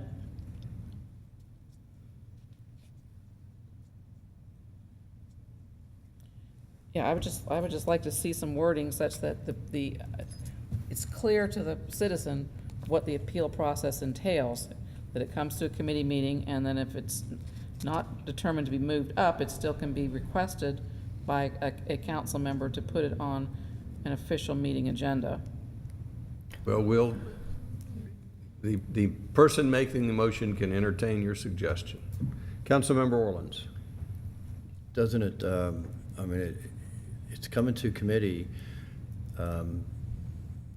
assuming the applicant would be heard at the committee, and then the council is making a decision there basically on if it's worthy of an appeal or not. So the council is voting on the issue, whether they move it forward or whether they don't move it forward. The point I was trying to make, even if the council takes a vote, right, an individual council member could move it forward. Right. There's a pretty good indication at committee that you might have tough sledding if you don't get a second, but anyway, where are any other comments before we entertain a motion? Do we have a motion? To me, this is, it's a criteria-based decision, right? I mean, it's not an opinion whether or not it meets the sidewalks or it meets the width or it meets the grade. All those things are, either they're true or they're not true. And to me, I don't understand what coming to us does. Having said that, people don't seem to have any trouble finding us when they're not happy with that decision. So, you know, to Councilmember Price's point, I don't really see the need for this because I do think it's the same process for any decision that we make. If they don't like staff's decision on anything, they come to us and we hear it at some point, and it either comes to committee or it doesn't based on how that's going. I don't see why this particular issue should be singled out, so I'm comfortable not making a motion. So would anyone else wish to make a motion on this? The floor is open if Councilmember Diamond is not making a motion, which leaves it if anyone else wishes to make a motion on this matter. Does anyone wish to make a motion on this matter? Councilmember Price. Yeah, move to adopt the revision to the private public streets policy to provide for an appeal process. As written. As written. We have a motion by Councilmember Price. Is there a second? Second by Councilmember DiPolito. Does anyone in the audience have any questions or comments? Any further comments from council before we entertain a vote? All in favor of the motion, raise their hands. That is Councilmember DiPolito and Councilmember Price. All opposed? Who's seconding it? He's second. All opposed? That is Councilmember Diamond and Wynn. Orleans and Eaglehart. Motion fails.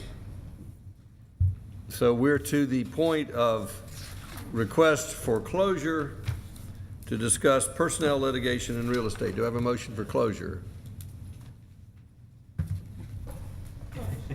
Motion by Councilmember Wynn for closure. Is there a second? Second by Councilmember DiPolito. Can I get a unanimous vote? Yes. Come on right side, work with me here. Councilman Price, are you voting? Sure. All right, it's unanimous. It's good to end with a unanimous vote.